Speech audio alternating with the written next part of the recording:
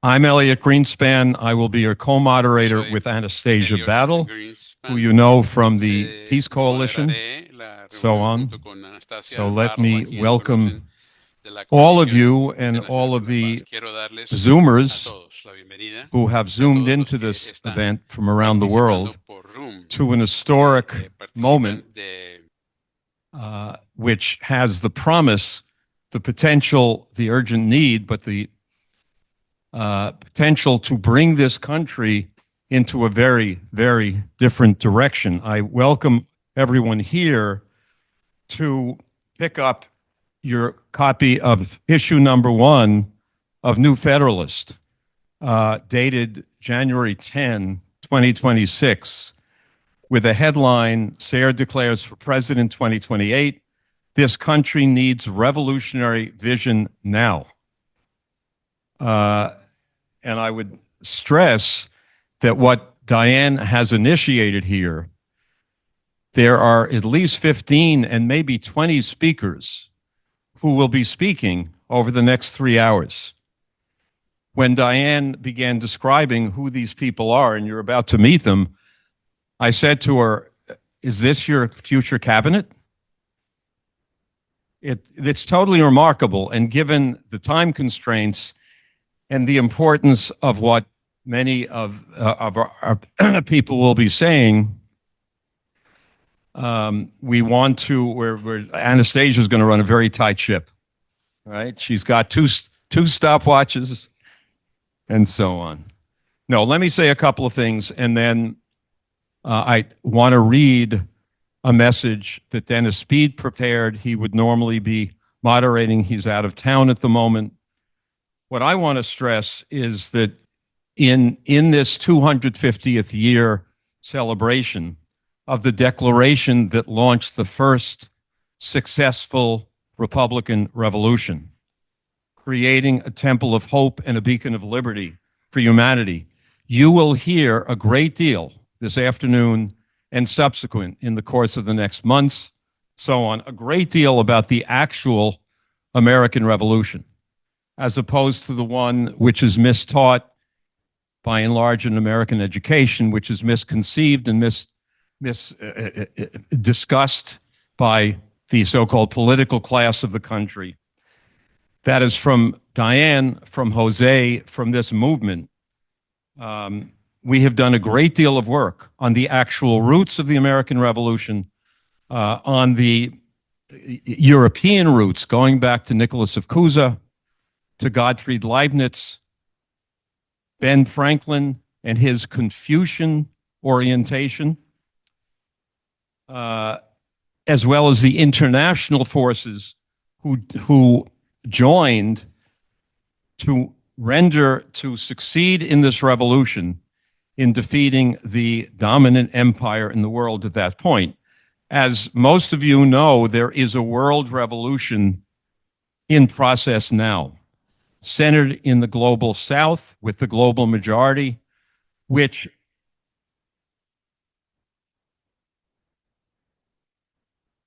God, should I speak in Spanish? Wouldn't be very much. In any case, that you have the principles of sovereign independence, of economic progress as the basis for peace, the only basis for durable peace, as in the American economic system of Hamilton, of Lincoln and FDR and Lyndon LaRouche. That's the foundation for the appropriate role for the United States to play at this moment of history. And it is more than urgent. That is, insofar as the modern synarchy, the globalist oligarchy, the Mickey Matt crowd, as Ray McGovern calls it, they are desperate to defend their power, the perpetuation of their bankrupt genocidal system, and therefore the ongoing genocide, economic, financial collapse, and the immediate existential nuclear war danger. So thus, let me read Dennis's message and then come back to one final point.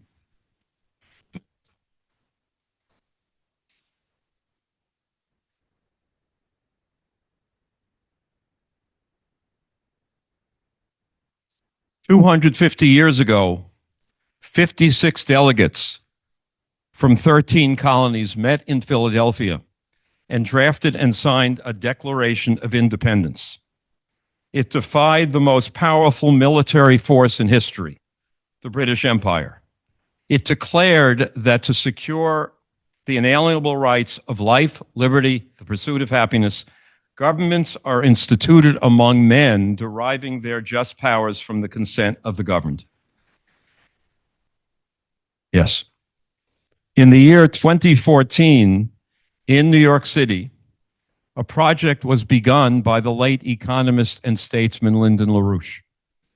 It resurrected the practice of public assembly, public discourse, public action. This is required to take back our government from those that seek to enslave us through permanent war to the very cause against which we fought our original revolution. We must never be enslaved to the greater glory of empire. The LaRouche Project was called the Manhattan Project. It declared that the power of ideas in the hands of a free citizenry, properly focused, is far greater than the power of thermonuclear weapons. And with today's presidential announcement, America begins its journey back to the future. The American people are called upon by the entire world to create a lighthouse, a beacon of light, to which the world can point in today's sea of darkness. We must do this before the skies are suddenly, without warning, filled with fire and thermonuclear ash, and all vision perishes. A courageous American, Diane Sare, has now stepped forward. May she and we succeed in this endeavor.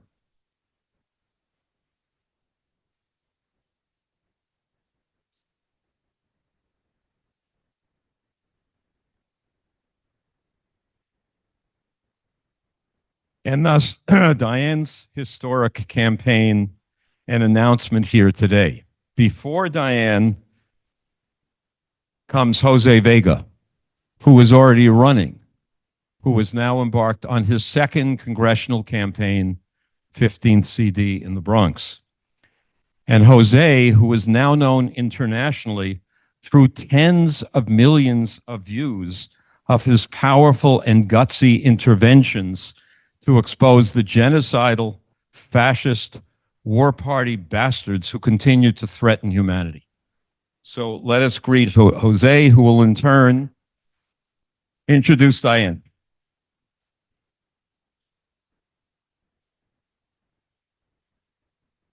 Got to speak right in. Okay. Yes. All right. I wish to thank you all for being here on this historic and momentous day. The free world, you may have heard this expression before, right? That the president is the leader of the free world. A lot of people don't know. I didn't know until this morning that that's actually a Cold War term. And there's different places where that originated from in the 40s. Some people say it came from a journalist in the New York Times in 1948. But I know it as originating from Winston Churchill in 1946 in Fulton, where he spoke about something called the free democratic world. Well, Diane is running to be the leader of the free world, but it is not Churchill's idea of a free world. No. The free world is something that is emerging right now. And a close approximation of what we mean by the free world is something which we see with the BRICS nations, this bloc, this idea that actually started back during the non-aligned movement in the 50s. But even then, these BRICS nations are only an approximation of what I'm talking about, a free world. No, the free world is an idea. It's an idea that if you're born in Guyana, or you're born in Indonesia, Argentina, Will you be able to leave your house and take a train almost anywhere you want in the world? Okay. Will you be able to leave your home, go down to a train station from, let's say, the bottom of Chile and end up in Moscow or in Paris, Vladivostok, Beijing? The idea of the free world is one that actually cares about your mind, values your thought, values the idea that you should be allowed to talk to anyone around the world about anything in whatever language possible and commit an exchange of ideas. That, to me, is the idea of a free world through freedom trains, where we can have things like a Bering Strait tunnel, Trans-Siberian trains, or train that are Trans-Saharan railroad. You should be able to run away from home in Johannesburg, South Africa, because you did something that upset your parents, and they have to chase you all the way to Paris. You should be allowed to have the freedom to do that. And what I am talking about is not something that is fictional or something that can only be done hundreds of years from now. There's a 17-year-old in this room that has been hanging out at my campaign office who asked a very important question. Why should I care about regime change when the water fountains in my school don't work? By the time that 17-year-old is 30 years old, with a Diane Sare presidency, this free world will be almost completed, because it'll be people his age that we put to work through teaching them a crash course in engineering, science, modern rail development, and high-speed rail. By the time he's 30 and 35, we can live in this free world that I am talking about. This is something that should have been done before I was even born. I was born in 1998. Lyndon LaRouche was talking about the woman on Mars in 1987. Lyndon LaRouche wrote papers called Saudi Arabia in the year 2023, detailing high-tech, modern, advanced world. And this was just his plan for the so-called Middle East or Southwest Asia. What I am talking about is something that can be a reality if people choose for it to be a reality, because they're ideas. And ideas are more powerful than any bomb that we can create. Ideas are more powerful than tyrants who think because they can snap their fingers, there can be over hundreds of thousands of dead children in Gaza. Our ideas are much more powerful than that. And that's why Diane is such a special person. Because when Lyndon LaRouche was being indicted, when people were being raided in their homes and in their offices, when people were being put in jail, when people were leaving this organization, Diane ran towards the fight, not away from it.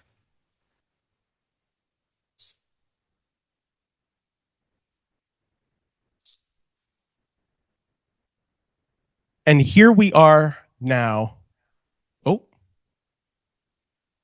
And here we are now. Technical difficulties for those at home. Okay. Here we are now at a moment where everyone has to decide to run towards the fight. I don't need to tell you the ails of the world. You see it all. But there's no better year for people to run towards the fight than this one. This is the 250th anniversary of the founding of this country. And you have a choice to make. Here's the thing. You can actually be in that room where those same people said 250 years ago that all men are created equal and that is a self-evident truth. Because 250 years ago is right now. It is in you. It is in your mind, and you have to choose to sit there. There's a spiritual that goes, there's plenty good room in my Father's kingdom. Just choose your seat and sit down. Well, you have to choose where you want to sit. Diane is choosing to take on the presidential seat. I'm choosing to run for a congressional seat. Now, here's the thing. A lot of people say, well, you know, I wasn't supposed to sit there in this country, or this wasn't written for me. The Declaration of Independence wasn't for me.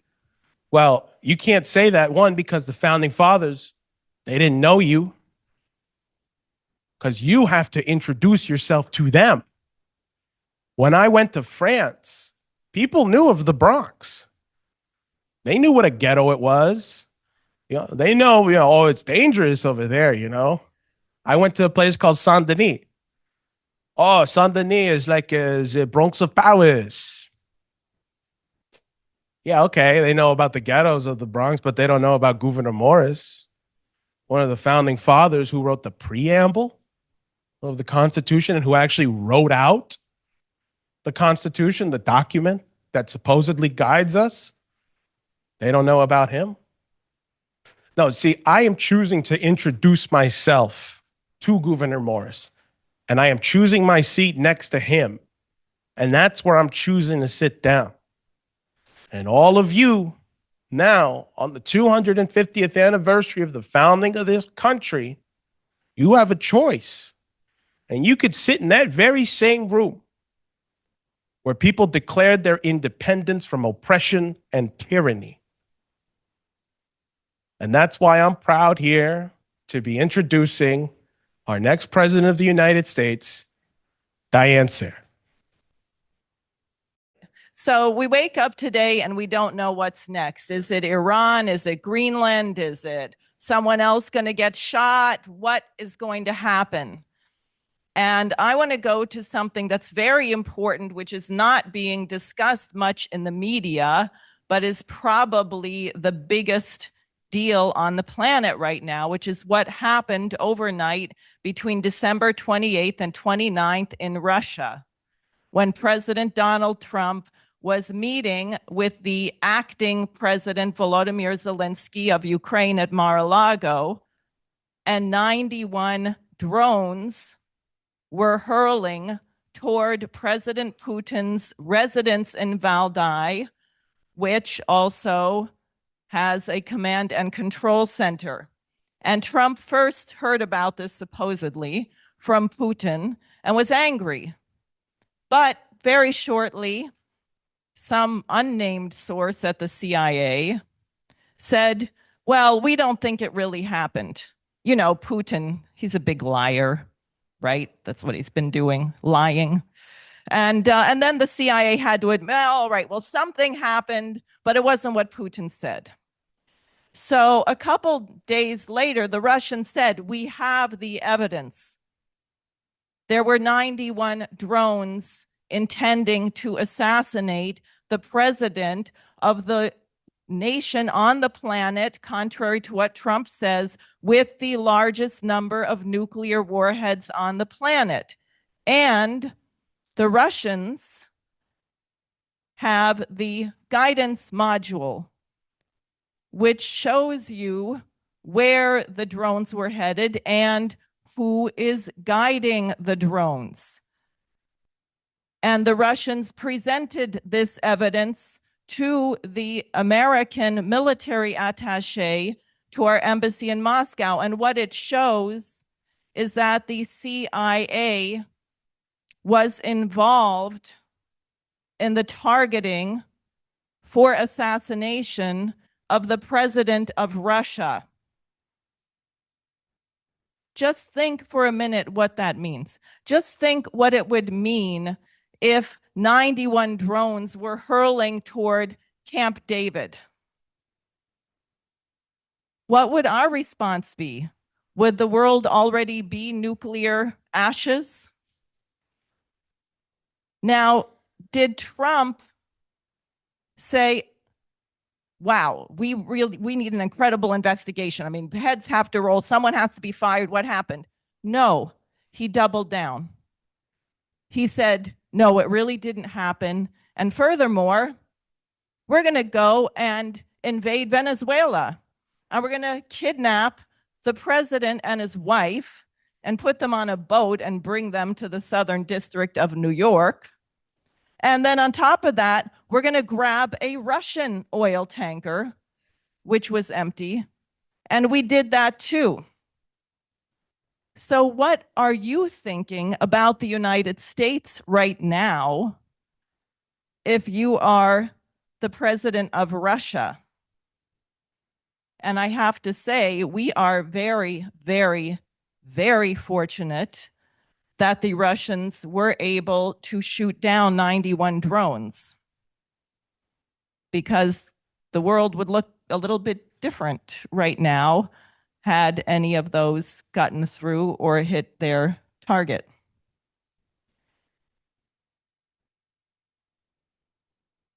So in this invasion of Venezuela, although you don't hear about it, we killed, I don't know, and someone here of our expert people may say more, but 80 people or so were killed. It wasn't just harmless. Who sold out Maduro? I don't know. They're being held in a Brooklyn jail waiting to stand trial, a place where I think Lyndon LaRouche once stayed when he was brought in to testify when he was already in prison in the trial of Lynn Speed back there. I'm very familiar with our Department of Injustice. So in the middle of this, the drones, the attempted assassination of the head of a major nuclear superpower, which you still don't hear about, then Renee Good gets shot in Minnesota. And I will say, even if the president and vice president believe that she was trying to strike the ICE agent with her car, which doesn't look like to me, but even if that were the case, they are so locked into this beast man perspective. They don't say, this is a tragedy. Maybe we should wonder why this is happening. How did this happen? They don't say that. They say, she deserved it. Do you realize how insane the United States is? That we have people with masks and guns running around, snatching people out of courthouses, out of hearings where they are trying to get their green card, because they know if they're in the courthouse trying to get their green card, they don't have one yet. And you can grab them and you can make your quota. And we want to get more ICE agents, and we're giving 50,000 bonuses, and we're scraping people off the street who have no training and whipping them up in this emotional frenzy that we have where everything is Rambo and deploying them. This is insane. Now, who are the criminals? I can tell you it's not the people in the courthouses trying to get legal status or waiting at the Home Depot to just make a few shekels to send home to their family. The criminals are deep in the bowels of Washington, D.C. and Wall Street, and we're not going after them. Think about what Steve Miller said to Jake Tapper about how we're going to run Venezuela for an indefinite amount of time. Why are we doing it? Well, because we can. What is that? I said to someone, that's sort of like if you don't like the way your neighbor parks, you take out a gun and blow their head off because you have a gun and they don't. Of course, makes sense, right? Now, in 2004, LaRouche commissioned a book called Children of Satan, which had Dick Cheney, remember him? Darth Vader, I think that used to be his nickname. Paul Wolfowitz, Rumsfeld, John Ashcroft on the cover. And the book was really about a guy named Leo Strauss. Leo Strauss. This is a little different than Goebbels. The idea of the lie. Joseph Goebbels had an idea. You tell a lie long enough, you tell it big enough, you repeat it often enough, and people will believe it. For Leo Strauss, that was not the point. The point of the lie is terror. That you tell a lie that everyone knows is a lie. And then you say, I am lying, and you can't do anything about it. And you have the power of the executioner. Some of the French writers, de Maistre, Kojève, Fanon, violence, power through force. And by the way, this is Bibi Netanyahu's outlook, isn't it?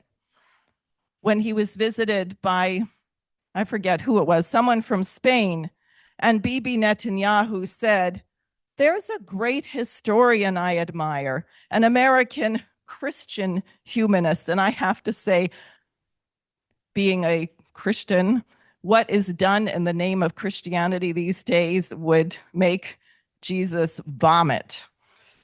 I don't think he'd hurt anyone. He wasn't that kind of guy. He wasn't like that. But so this guy was nominally a Christian named Will Durant, who said in his book, The History of Civilization, history does not favor Jesus Christ over Genghis Khan. And Netanyahu said, your moral values do not stand up if you're not willing to fight for them. By the way, Jesus Christ also lost an election. I don't know if people realized that there was an election, and Barabbas won the election. Christ lost. But I'd like to ask you, where is the church of Barabbas? And how many billions of people just celebrated the birth of Christ, either December 25th or January 7th? Now, how many people in this room know, let alone celebrate, when the birthday of Genghis Khan was? It's okay to admit it. I know one person does. And I looked it up just to be safe. But the truth is that history is actually not made by the stronger or the more terrifying or the more violent. History is made by people who are prepared to risk everything for what is actually true. It is made by the meek. Hind Rajab will be remembered, and Bibi Netanyahu will not, if we survive. So Russia has now responded. They used the mighty Orezhnik missile to strike Lvov. Look at a map. Where is that? It's over by Poland. And my own suspicion is they weren't just targeting the energy of Ukraine, because I've noticed how quiet the West has been about it. They're not screaming and squawking. They probably know, since the Russians gave them the evidence, that they know that the Russians know that they know that the CIA was involved in trying to assassinate the president of Russia. And the Russians could afford to give a warning about sending this missile, because guess what? No one in NATO can stop it. So they can warn that they're about to launch it, and NATO cannot do a damn thing about it. And they demonstrated that again. So, as bad as all of this is, the so-called opposition to Trump, the people run around saying hands off Medicare and hands off NATO,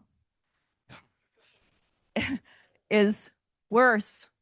It's as bad or worse.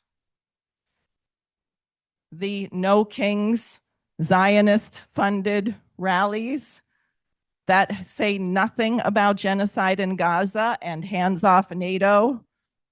Is that our choice? And we're not going to have an election. If we survive until 2028, which is a big question, and I hope that's clear, this is a question. We are going to be given, they're already talking about who they are, 2 more pre-selected, maybe they're half robot people, candidates, who are given to us, who are paid for by Miriam Adelson. That is why I decided that I had to run for president. I don't think it's right to leave the American people with a choice between one of 2 robots who are sponsored by the same group of billionaires.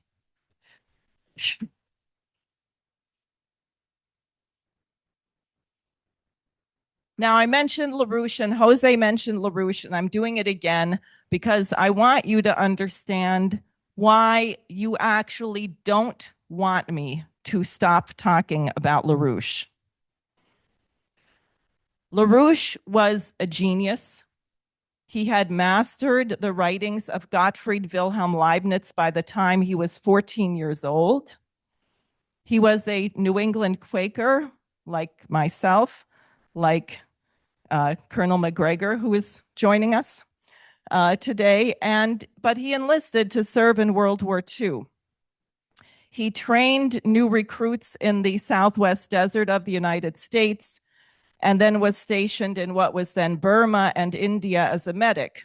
He came back and did management consulting, and in the 1950s, looking at what was happening with the automobile industry, where the amount of time it took to pay off your loan was longer than the life of the automobile, he said, we are going to have a recession because we are putting money over the physical production. Later, in 1971, and he had begun, by the way, teaching not-for-credit economics classes around Columbia University, the New School, Swarthmore, others. In the summer, early of 1971, LaRouche warned President Richard Nixon is going to be pressured to tear down the Bretton Woods system by decoupling the dollar from the gold reserve standard. That is not one-to-one, but a certain value and fixed exchange rates. And LaRouche said, if Nixon does this, we are going to have an economic collapse, we're going to have fascism, and we're going to have perpetual war. That's interesting, because that sure as heck looks like what we're in right now, doesn't it? I mean, maybe someone here wants to explain to me how good the US economy is, but we can take that outside. So in 1975, and LaRouche gained a great deal of notoriety after he correctly called this, you might imagine. He called for an international development bank, and he and his wife, Helga, met with Indira Gandhi, who was not only the Prime Minister of India, but also had been head of the non-aligned movement. And he met with Lopez Portillo in 1982, the president of Mexico. And about that time, Henry Kissinger wrote to William Webster, the head of the FBI, also became the head of the CIA. And Kissinger said, can you do something about those LaRouche people? They're getting obnoxious. I'm concerned. I'm worried about my security.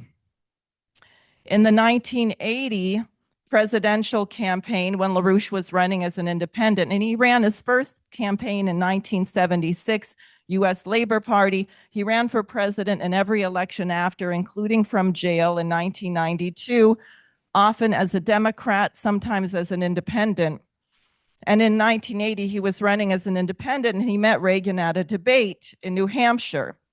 And he managed to speak to Reagan about something LaRouche was working on, which is laser defense to make nuclear missiles obsolete. And Reagan loved the idea, and I just want to say something here because there's a lot of insanity. This is not the Golden Dome. This is not smart pebbles. This is not the Iron Dome, which doesn't work, as Iran proved over Israel. The idea was a science driver, that you develop a scientific capability that the US and the Soviet Union work on simultaneously to reap the spin-off benefits, as we did from the space program, and to create the conditions where you can eliminate nuclear weapons. Well, as you can imagine, James Baker III and the Bushes and a lot of other people didn't like this. And on top of this, in 1986, a bunch of LaRouche Democrats began winning elections. In Illinois, they won the primary for lieutenant governor and secretary of state. So by October 6, 1986, 400 FBI agents, US Marshals, armored vehicle carriers showed up on LaRouche's lawn in front of his house. We know from Freedom of Information, the deputy dog, Donnie Moore, I think he was Loudoun County or state, I forget what he was, but he said he was going to fill LaRouche full of bullets. Now, LaRouche got an emergency telegram out to Reagan, who was not involved in this, more likely Bush, William Weld, these people, and Reagan called the raid off, and thank God no one was assassinated. But they continued, and they put LaRouche on trial, along with 6 of his associates. That was by January of 1990. I guess it was 1988, January of 89. LaRouche and 6 others were on their way to prison. And I should say also in 1986, very important for New York, very important for what we're going on here, is that a guy named John Train, who was a big Wall Street investor who was involved in Iran-Contra and who was involved in selling weapons to Afghanistan, had meetings at his house. Who was at John Train's meetings? It was a Get LaRouche task force. Well, reporters from NBC, the New York Times, the Wall Street Journal, and people from the National Security Council, and Myra Lansky-Boland of the Anti-Defamation League. They all gathered to plan with one voice to make LaRouche out to be such a horrible, terrible, extremist, anti-Semitic, homophobe, communist, fascist, cult leader, that when you saw him and a dozen of his associates marched off to prison with sentences from 15 years to 77 years and shut down all of his publications, that everyone would say, oh, well, I don't know. I mean, it looked bad, but he was a bad guy, so. And Ramsey Clark, former attorney general, took the LaRouche case on the appeal because he said, if this case stands, if you can do this to a guy who's run for president, I guess at that time it was 3 or 4 times, has 250,000 subscribers, and you can just call him names and march him off to jail and a bunch of fake charges, guess what? No one is safe. And that's where we are. And everyone knows it. People here, Scott had his home raided by the FBI. You're not allowed to tell the truth in the United States or in the so-called free West, where people like John Brennan, the former head of the CIA, is a news anchor at MSNBC. But you don't think our media is controlled, do you? I mean, it's just the CIA and the FBI running every major news media outlet in the country. Thank God we're not communist China.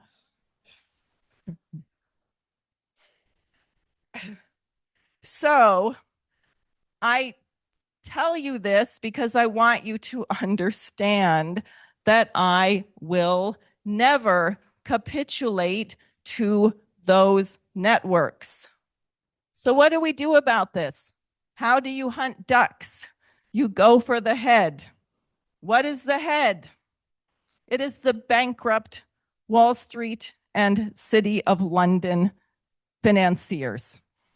And I think we should bankrupt them, except we can't because they're already bankrupt. They're holding this giant bubble of a couple quadrillion dollars worth of derivatives obligations that can never be paid. And I want to show you something. Is it there? Yes. So this is something that LaRouche designed in 1995. And it's very accurate. 1968, you could call that 71. It looks like three curves. It's not. It's a function. And before the dollar was decoupled from gold, when you still had fixed exchange rates, the stock market, the money in circulation was all, and physical production, they were on the same curve. They were related, right? If your company did well, if you produced a lot, the stock value went up. But once you disconnected everything, so you could just gamble on people's currencies and you could have huge flows of money floating around with nothing physical connected to them, what happened is it began to diverge, that actually you were stealing money from the physical economy to pump it into the stock market and to print more money to keep your bubble afloat, which you also stole from what should have been infrastructure and physical economy. And as you see, you get a kind of hyperbolic curve, which is a shock. You have a shock front, you have a crash. We had the first crash in 2008. And what did we do after 2008? More of the same. We didn't do anything. We bailed out the people who caused it. We didn't indict a single giant banker, big banker. One of our people asked Eric Holder, Attorney General, hey, how come no bankers got indicted after this crime? I mean, there was insider trading and all this. He said, oh my, we couldn't do that. If you did that, the whole system would collapse. Well, you know, who made the system? Are we supposed to serve the system or is it supposed to serve us? This is arbitrary, man-made. We can regulate this. You know, probably some of you know people who are sort of owned by trust funds. They've lost their whole identity. They're walking around like a pod person. They're an appendage of the trust fund. That's what they've tried to do to our whole economy. No, we have to take that back. So we have to reinstate the Glass-Steagall Act because we have to go through the books of these banks and we got to sort them out.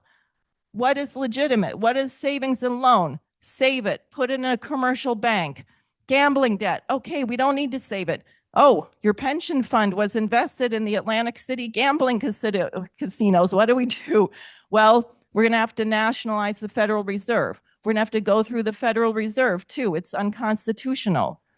And we're going to write off a bunch of garbage. And if we get the Federal Reserve and the Treasury under Congress, a national bank, as our Constitution says, and as Alexander Hamilton understood, even though no one in economics today probably ever read his papers, the government can direct credit. We can save your pension fund, but we don't have to save the billions of dollars of some multi-billionaire who's trying to become a trillionaire. Why should we? They will not die. I can guarantee it. I have never been a millionaire yet. I'm not probably going to become one at this rate. But I bet I could survive okay on a few $1 million. I bet I could.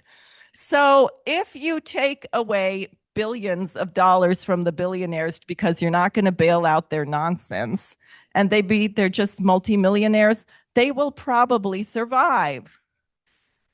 But we won't survive if you say, as we are doing, well, the American taxpayers are going to pay for this. And we're going to, oh no, we can't fix that bridge. We can't fix that. Are you kidding? Fix a highway? No, we can't afford that. We're going to bail out this mess. And that's where we are. So we can't allow that. And people have to stop having so much respect for people who are billionaires. Believe me, it doesn't mean that they are smart. It probably means that they're a crook, probably, in this economy. So stop respecting them. Now, what are we going to do? And I have more, but oh, yes. And I wanted to say Paul Gallagher, who is here, And he and his wife Anita, who just passed away a few days ago, were both political prisoners who served almost 10 years or so in prison. But Paul has written legislation called America's 250th Birthday General Welfare Act, which we have here, which goes through how you solve this, and people should take copies of it because we have to address this. Now, I want to just tell you about a project that Jose mentioned, which I think is really urgent because it's got to change our orientation of the world, the Bering Strait Tunnel. Could we get a slide? And by the way, this idea goes back to Abraham Lincoln, probably inspired when the Russian Navy came to support the Union, both in San Francisco and in New York during the so-called Civil War. That's Alaska and Siberia. Can you go to the next slide? Okay, so if you see that little connection and you look at this map, what you realize is that little 50-mile stretch being connected would make it possible, if we build all the other rail, that you could travel by train from the tip of Argentina all the way up through Central America, Panama, Mexico, etc., across down Siberia into the whole Eurasian landmass, you could go all the way to the tip of South Africa. Just that little one and some of the others that haven't been built yet, you would have the whole world connected by rail. And I would say this is very important because right now we all orient toward London. We orient toward a dead economy. When you think of trade, everyone thinks of going toward Europe, which is bankrupt. They've been doing the same idiotic things that we have. Why not orient toward Asia, where there's actually growth? And you could do this. Can you do the next one? And this has been a topic for quite some time, and the engineers have done a lot of work on it. And I just wanted to show you this because I think it's great. It's built in the bedrock, so you're not having tunnels floating around on the bottom of the ocean. You're not going to hurt the marine life. There's air vents on the two little islands, the Diomedes Islands that are right in the middle. A lot of work has been done on this, and apparently it might have come up in the Putin-Trump summit in Alaska, but I don't hold much hope for that now. But we should really get this done. Can you go to the next slide? That's what it would look like, and I'm afraid that Donald Trump has squandered his opportunity to have his name put on the tunnel when we get it built. But someone's name might go up there. Now, next. So this is no good unless we build 42,000 miles of modern rail in the United States. Right now, the average freight train in the United States goes at 17 miles per hour. We have an average of 3 train derailments per day in the United States. But we have a great economy. And I think we should cut the budget on rail so we can fund that extra $500 billion to Donald Trump's new defense budget. That'll work. Now, Jose is going to be recruiting thousands of people from the Bronx who are going to go around the country and build this thing. And we're going to recruit people from every one of our inner cities. And by the way, the cities that are a mess all over the country, they're ports. Think about it. Camden, San Diego, right? They're ports. Los Angeles.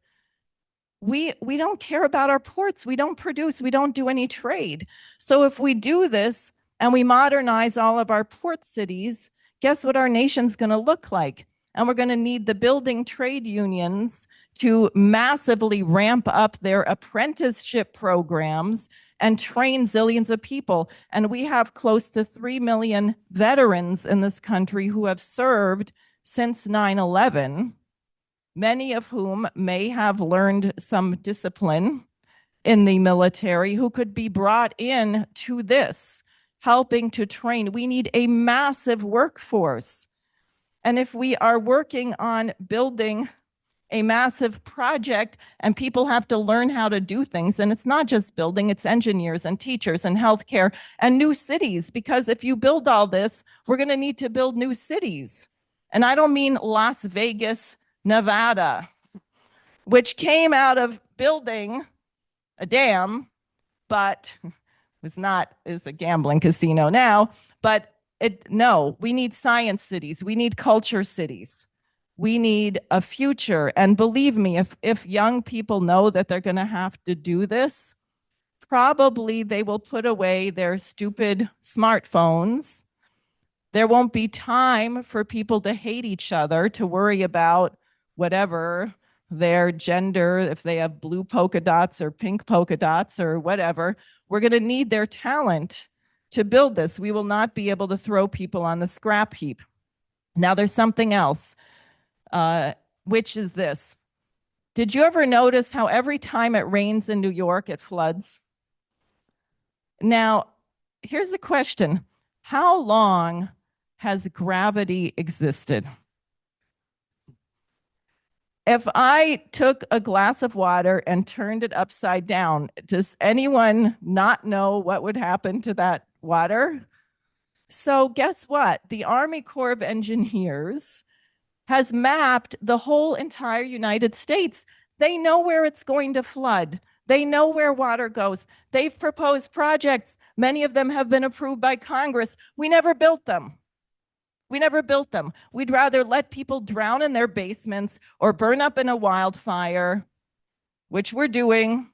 And this is a project from the 60s, the North American Water and Power Alliance, which was supported actually by Robert Kennedy Sr., the senator from New York, which is a huge continent-wide project, which diverts a teeny bit of water from Alaska, where it would just flow off into the ocean, brings it down, fill up the Rocky Mountain Trench, and then you can irrigate the whole Midwest. There's a Mexican corridor. Imagine if Mexico built this, they'd have to stop Americans from crossing the border to find work in Mexico. And you could refill the Ogallala Aquifer. We could clean out the St. Lawrence Seaway. We should build this. It would take 25 years. It would employ millions of people. It would work. Gravity, it's not a mystery. Now, we need energy for this. Without energy, you cannot sustain the population. Solar panels and wind turbines are not going to cut it. I'm sorry. They take up a huge amount of land. They do not produce much energy. They are not biodegradable. Solar panels have a certain use in some functions, especially in outer space, but we actually need real energy. We need clean coal, natural gas, petroleum, and nuclear power. I think we need 150 new nuclear power stations in this country.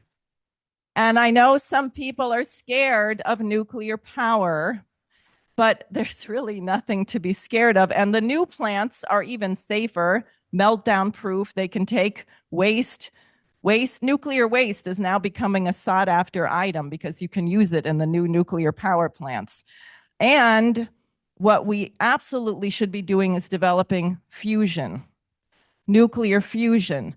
And back to LaRouche, he founded something called the Fusion Energy Foundation and Fusion Magazine. We just learned from the Freedom of Information Act that not only was the FBI involved in shutting that down, but the Anti-Defamation League was involved with the FBI to shut down the Fusion Energy Foundation. And I was wondering, what does the ADL have to do with energy? But then I saw Venezuela and I thought, oh, Paul Singer probably can tell us something about that, and Marco Rubio. But at any rate, we need to develop fusion, which no one really should object to. You get massive amounts of energy, very tiny amount of fuel. If you have abundant, cheap energy, we can green the deserts. We can develop the world. And the people who oppose having abundant energy, you have to think for a minute what you're condemning people to. 80 or 90% of the people in Haiti are right now burning charcoal for fuel. How great is that? People in some African nations are burning cow dung to cook over. Is that really healthy? That's environmentally sound. So either you say we're going to kill off the people and starve them, or you have the energy that you need. And we have to go back to the moon. The reason for space exploration is because that is a natural thing for human beings to do. We want to discover, we want to know things, but we can also be pragmatic, which is that if we don't either figure out how to get a whole lot of fuel into our sun so it doesn't burn out and suck us all in a few billion years, we're not going to be here. So we should figure out how to get out of the solar system. We should. We have a couple, we have a few billion years. We also should work on this sooner because something happened 65 million years ago that caused about 99% of all the species on Earth to go extinct. They think it was a huge asteroid or comet. So we're sitting here right now. We don't even know if there's one that's about to hit us in 3 years. Russia already said they would like to work with us on strategic defense of Earth. We're not doing it. China's working on lasers. Could we knock an asteroid off course and not have to go the way of the dinosaurs? I think that would be good. So finally, it is the 250th anniversary of the founding of our republic, and I'm afraid that most Americans don't know what that means. And we have a left-wing narrative and a right-wing narrative, and they're both wrong. The left-wing theory is that it was a bunch of aristocratic white old slave owners who came here to make this country a replica of the British Empire. And then the right-wing version, I realized this morning, is the same, which is that it was a bunch of rich white slave owners who came here, but it was good that they did that. That is not true. That is not what happened. That is not why the Pilgrims came here. The United States came out of a conspiracy in Europe, going back, you could say, to Socrates, the question of a republic. The birth of Jesus Christ contributed to this idea of what it means to be human. Cardinal Nicholas of Cusa, who was referenced by our new pope, interestingly, came up with the idea of the consent of the governed. Gottfried Wilhelm Leibniz, very important because he insisted that God was perfect. We're not perfect. We can't be perfect in our knowledge here, but God is perfect. What does that mean? That means that everything has a cause, that nothing is arbitrary, and that you can know why something is one way and not another, that you can prove it. This used to be the standard of our court system. Remember that? Innocent until proven guilty, beyond a shadow of a doubt. Our justice system used to be based on the idea that truth existed and that you were responsible to try and determine what it was. We don't have that anymore. So the point of our republic was to end the idea that human beings are animals. We are not animals. We are not to be ruled over by whoever is the strongest. Human beings are the only species on the planet that can change ourselves at will. We can change our entire species. We can change the way the species lives. Beavers build nifty little lodges. They build dams. They turn streams into lakes. But I have never seen a beaver with a chainsaw.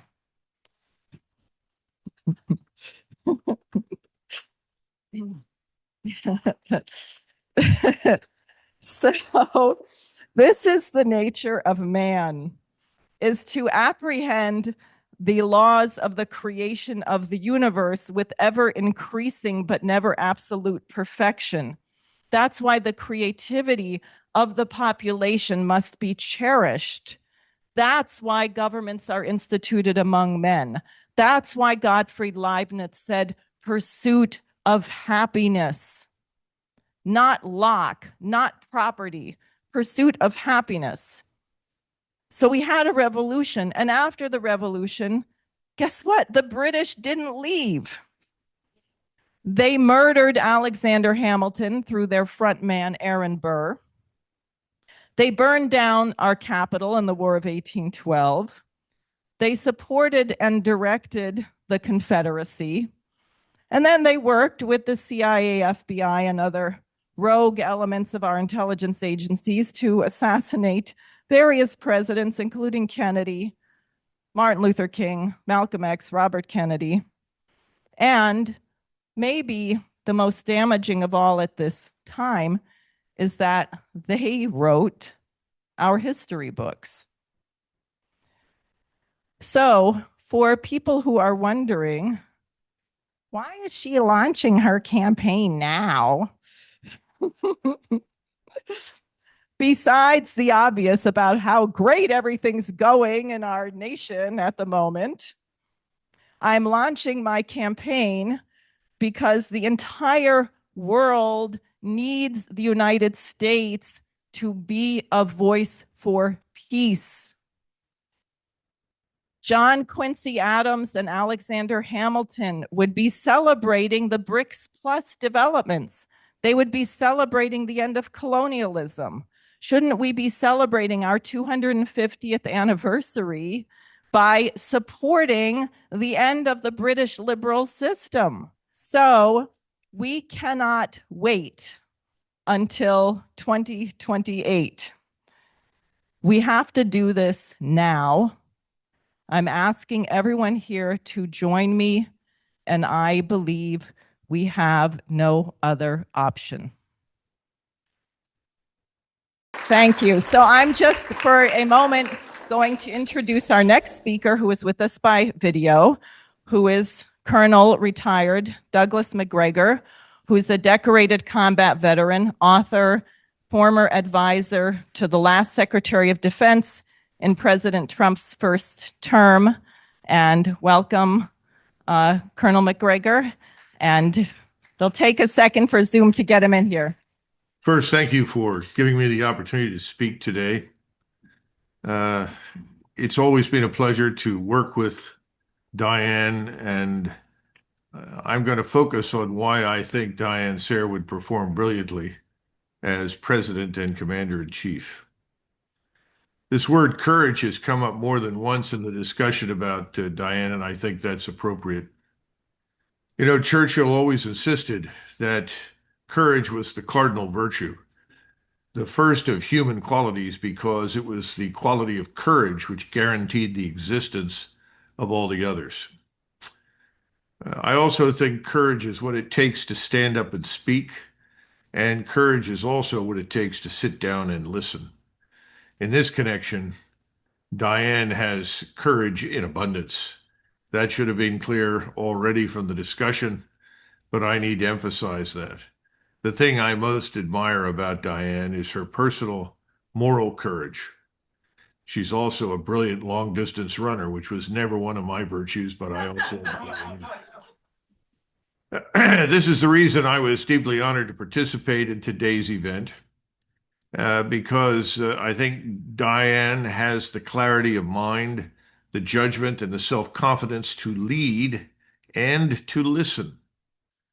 Very few people in Washington want to listen to anyone but themselves, but almost all of them are desperate to lead. Where precisely is ultimately of no consequence to them as long as they get the opportunity to stand in the spotlight and lead. That is not Diane Sare. Diane is a woman of character, competence, and intelligence. I emphasize the use of the word woman because I think Diane's feminine leadership would be a breath of fresh air in Washington, where greed, self-interest, self-enrichment, self-importance together poison the air. They corrupt the atmosphere and suppress badly needed change. A woman like Diane has marched through many fires, and like steel that's come through the furnace, she's come out of it stronger and more resilient as a result. Perhaps most important to me personally, Diane understands the American people need and crave prosperity at home and peace abroad.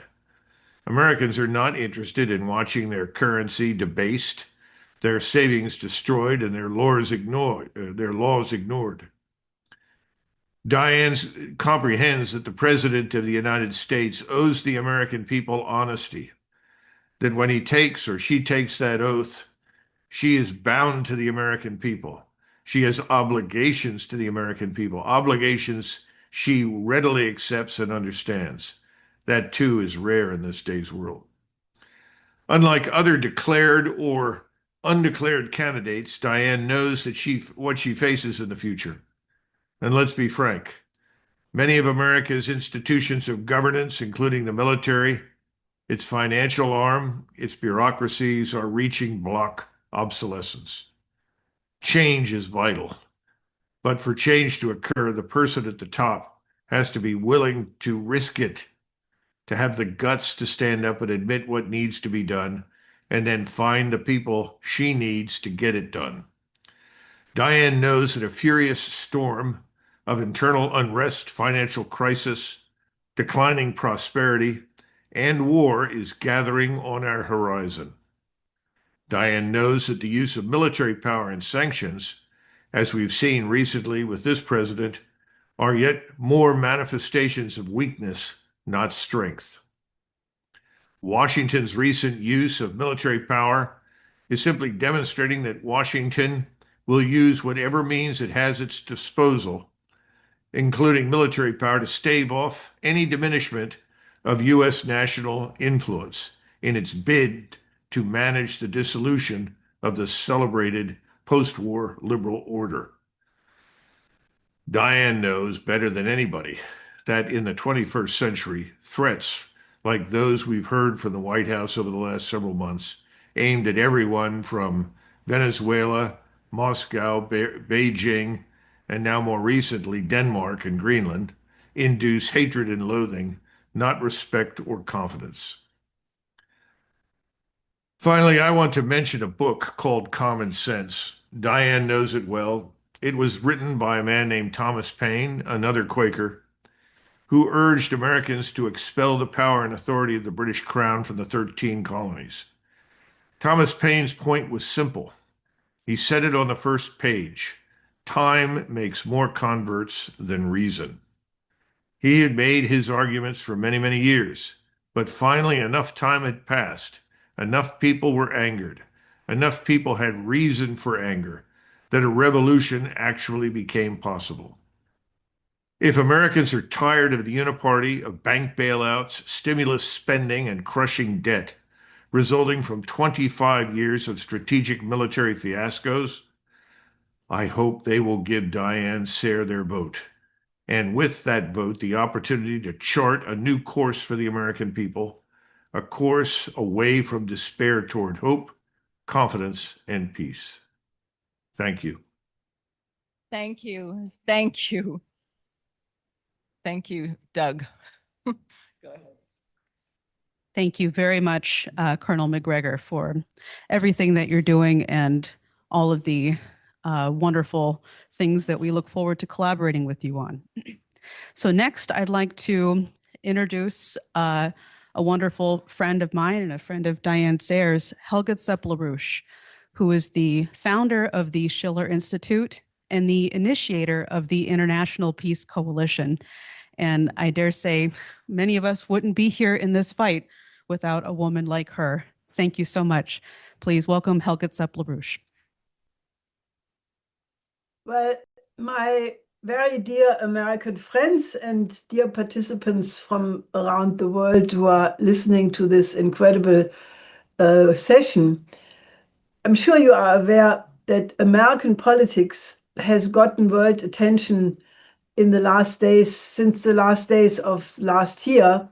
As a matter of fact, the world is in a state of shock. And that is why Diane, in this situation where international law has been buried, has declared her presidential campaign. And obviously, when it comes to presidential campaigns, what in America naturally comes to mind is the campaigns of my late husband, Lyndon LaRouche.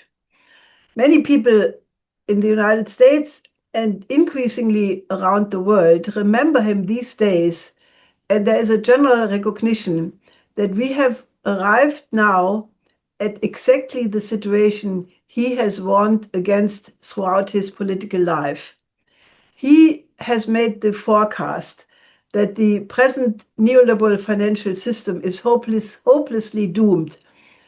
Doomed like the Titanic, where was when the people on the sinking ship could only save themselves if they would be willing to abandon the sinking ship, meaning to change the axioms of thinking associated with that monetary financial system and accept those radical changes of the culture that brought about the collapse.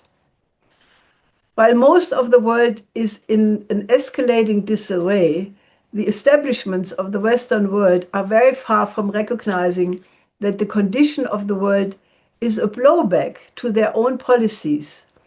And amazingly, they show no desire to reflect on their mistakes. And they are very far away of seeing themselves as the Ozymandiases, which they are about to become in the very near future. Naturally, there are exceptions like Admiral Halsey, the former head of the Southern Command, whom we should remember. Despite the writings on the wall Heinrich Heine described in his poem Belsazar, it is yelling in loud neon colors about the threatening doom. They are unwilling to change the policies responsible for the present world crisis. And if it were up to them, they would basically let our societies go down the drain, and they obviously have lost the moral fitness to survive. But it may be a divine providence that America celebrates its 250th anniversary this year. And we should remember that over the few centuries of its existence, millions of people fled to its shores, trying to escape the violence and despotism of old Europe, seeing America as the temple of liberty and beacon of hope. It is not too late to realize what Lyndon LaRouche campaigned for throughout his political life, that Americans must and can turn their country back into the hopeful republic it was, with the Constitution devoted to the common good, not only for the present, but all future generations, and return to the Leibnizian spirit of the Declaration of Independence, desiring life, liberty, and happiness, not only for the Americans, but for all people of the world. It is also a good coincidence that we have at this fateful moment in history of America and the world an American Pope who also calls for the people to evoke agape, to love, to solve all problems, to love peace and not war, to have solidarity with the migrants in accordance with Christian values, and to respect the sovereign will of all nations. Most important in this moment is that we have the voice of a presidential candidate and future president of the United States who knows what to do, as Lyndon LaRouche did. And I only know one person, a fantastic woman who fits that prescription. That fantastic woman that you just heard, after you heard, is that Helga, several days ago, took the implications of the 91 drones, what Diane went through, took the implications of this obscenity around Venezuela and where this was going. And Helga said, we have got to pull together a roundtable, an emergency EIR roundtable amongst some of our best strategic analysts and so on. There you have the relevant slide, and I'll just, since it's not up there, you can find this and should find it on EIR.news, I believe on top. This should be going out far and wide in the next 36 hours or so. This is Monday morning at 10 a.m. Yesterday, Helga convened the International Peace Coalition, meeting number 136 in 136 weeks. Rather extraordinary meeting. We have this meeting today, and then we go right into that Monday morning. the strategic moment demands that, and we are moving on it. The speakers at the moment for this emergency roundtable, Helga, the former foreign minister of South Africa, Dr. Pandor, Professor Zhang Weiwei, very leading Chinese economist, and more, Ambassador Chaz Freeman, who arguably is the dean of American or retired American diplomats, President Ramatar, former president of Guyana, Hans von Sponeck, former UN Assistant Secretary General, former Congresswoman of Mexico, Huerta, Dennis Small, the Ibero-American editor of EIR, Colonel Ralph Bossart, Switzerland, a former military advisor to the Secretary General of the OSCE, and now there's an Indian leader, and it's going so fast I don't even know the name yet. In any case, we wanted to emphasize the importance of that. We would ask all of you to, you'll get much more from the full invitation on eir.news, and all of us, and certainly some of our friends who are speaking here today who have very substantial networks, to the extent that they can circulate that invitation and bring those networks in, please do. Okay, so next, I think we have Jacques Cheminade standing by. Jacques is the president of the French Parti Solidarité et Progrès, and was, I think, presidential candidate of France 3 times. So, Dave, we have Jacques. So the best to all of you, the future. Tonight from Paris, and I know that there are many Parises in the United States, from Paris, France, I don't want to interfere with American sovereign power. Contrary to many others, I respect the principle of sovereign nation states. My intervention is to say a few personal things about my friend Diane and her committed husband, Chris, not second to her, but consubstantial with her. Diane has something which nowadays is becoming quite unique. She never, as she said, she never capitulates. She means what she says, and she does what she means. Something even more rare in so-called politics than in any other section of our society. She's a truly independent person, independent from the erring ways of public opinion and from the threats of the ruling principalities and powers who threat to bring the world, as she said, to its annihilation. Independent she is because she is committed to the highest principle of human creative powers and to the exploration of what is the best in all of us, raking the ground and grinding the good rain.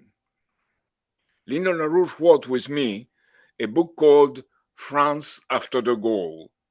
As a Frenchman, speaking from there, I am fully confident that Diane is going to be a beacon of hope in the footways of Benjamin Franklin and Lyndon LaRouche. She's not a person that expects what her country may do for her. She is fearlessly committed to do for her country. She's the right person to celebrate the 250th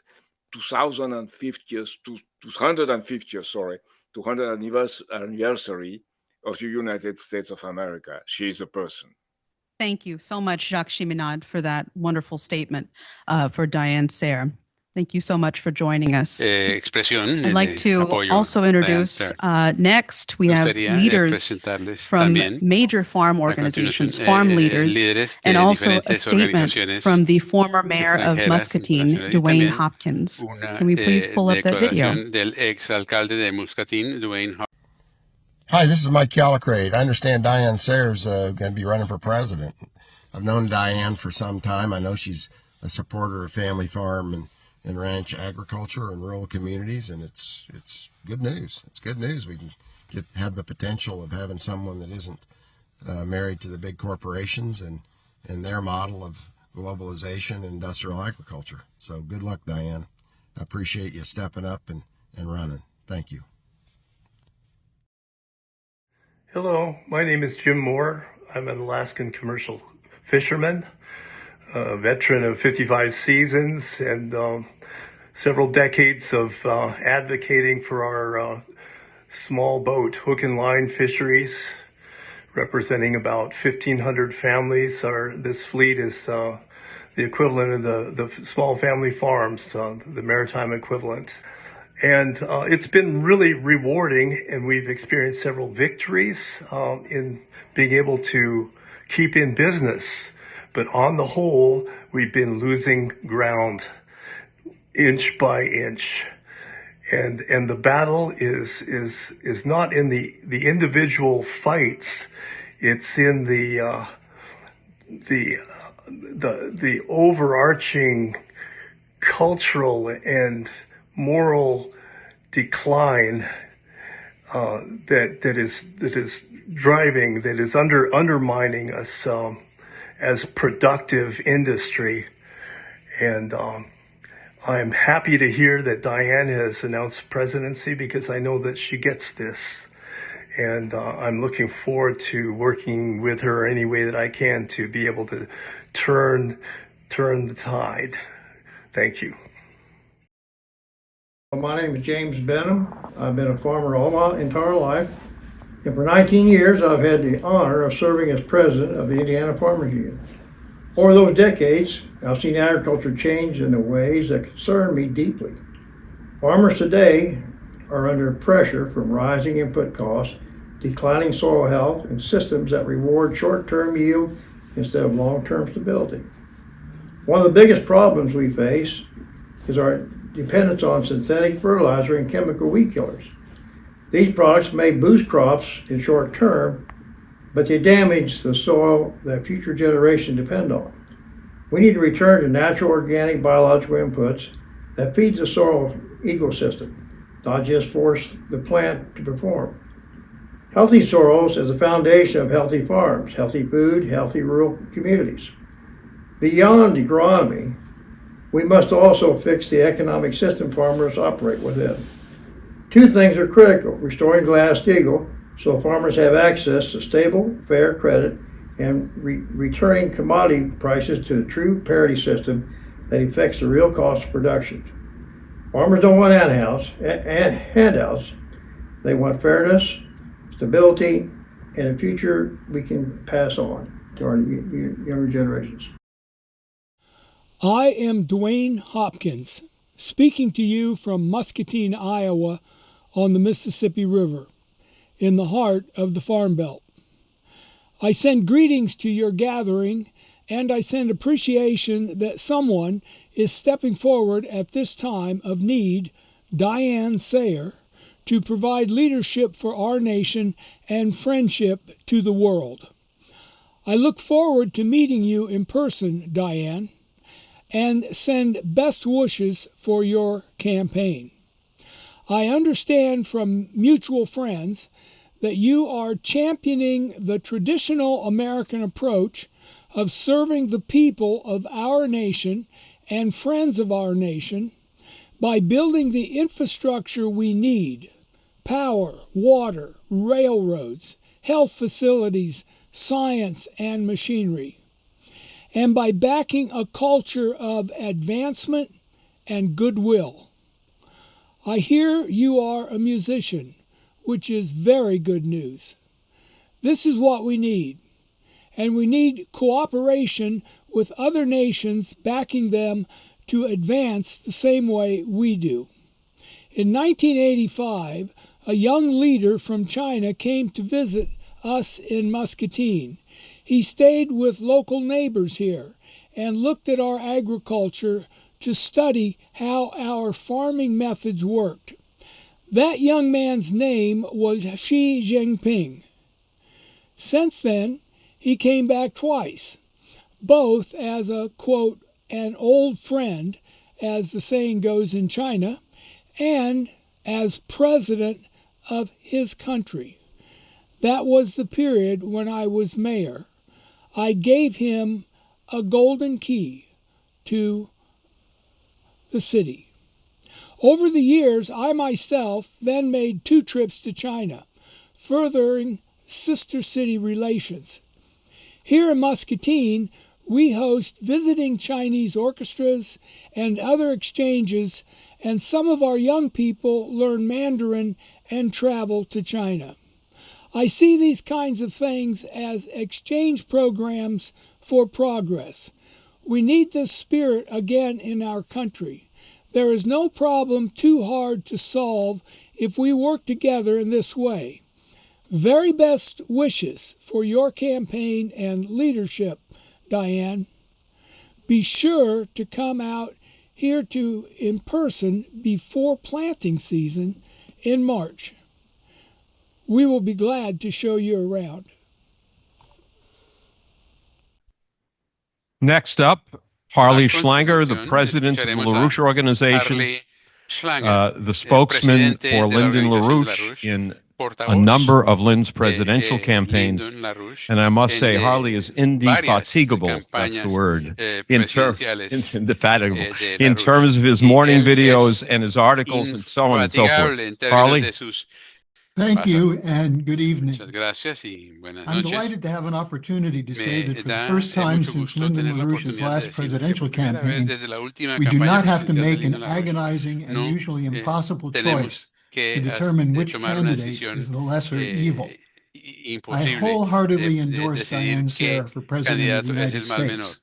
Yo deseo Some of you have asked apoyar what de todo qualities corazón Diane a has to be president. Diane Sare para presidente After de los all, Estados she Unidos. never Algunos me han served preguntado in an elected qué office. cualidades tiene ella She's para never ser won an presidente. election. Al fin y al cabo, She nunca certainly doesn't ha have financial ganado una support of elección o ha Zionist cumplido billionaires, cargos públicos y nor is she given definitivamente fair no treatment from tiene the el corrupt apoyo mainstream financiero de los media. millonarios And sionistas, ni she's a tampoco le está relatively dando young trato woman. justo la prensa So in this corrupta. turbulent era, Así que in en which nations este of the global south are rejecting periodo subservience to the en desperate que colonial las powers, naciones del sur and we face a rechazan el combination of sometimiento a old-style las methods of potencias war and new coloniales y strategies rechazan dominated los by viejos hybrid métodos de la warfare, guerra con what makes métodos nuevos Diane de the guerra right woman for the job? híbrida que hace que First, Diane sea la Diane persona idónea para combines este timeless puesto. qualities En primer found lugar, in a mere Diane handful of great encarna American leaders in the past.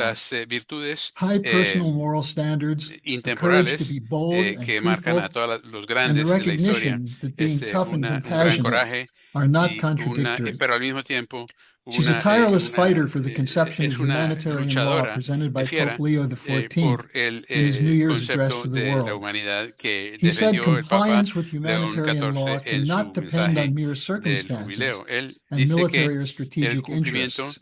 de Humanitarian las law, in leyes addition to naturales no puede guaranteeing a depender de las minimum of circunstancias. La ley humanity during humanitaria, the ravages of aparte war, de is a commitment garantizar that states have un mínimo made. de humanidad Such law must durante always los prevail estragos de over la the guerra, es ambitions of un belligerents.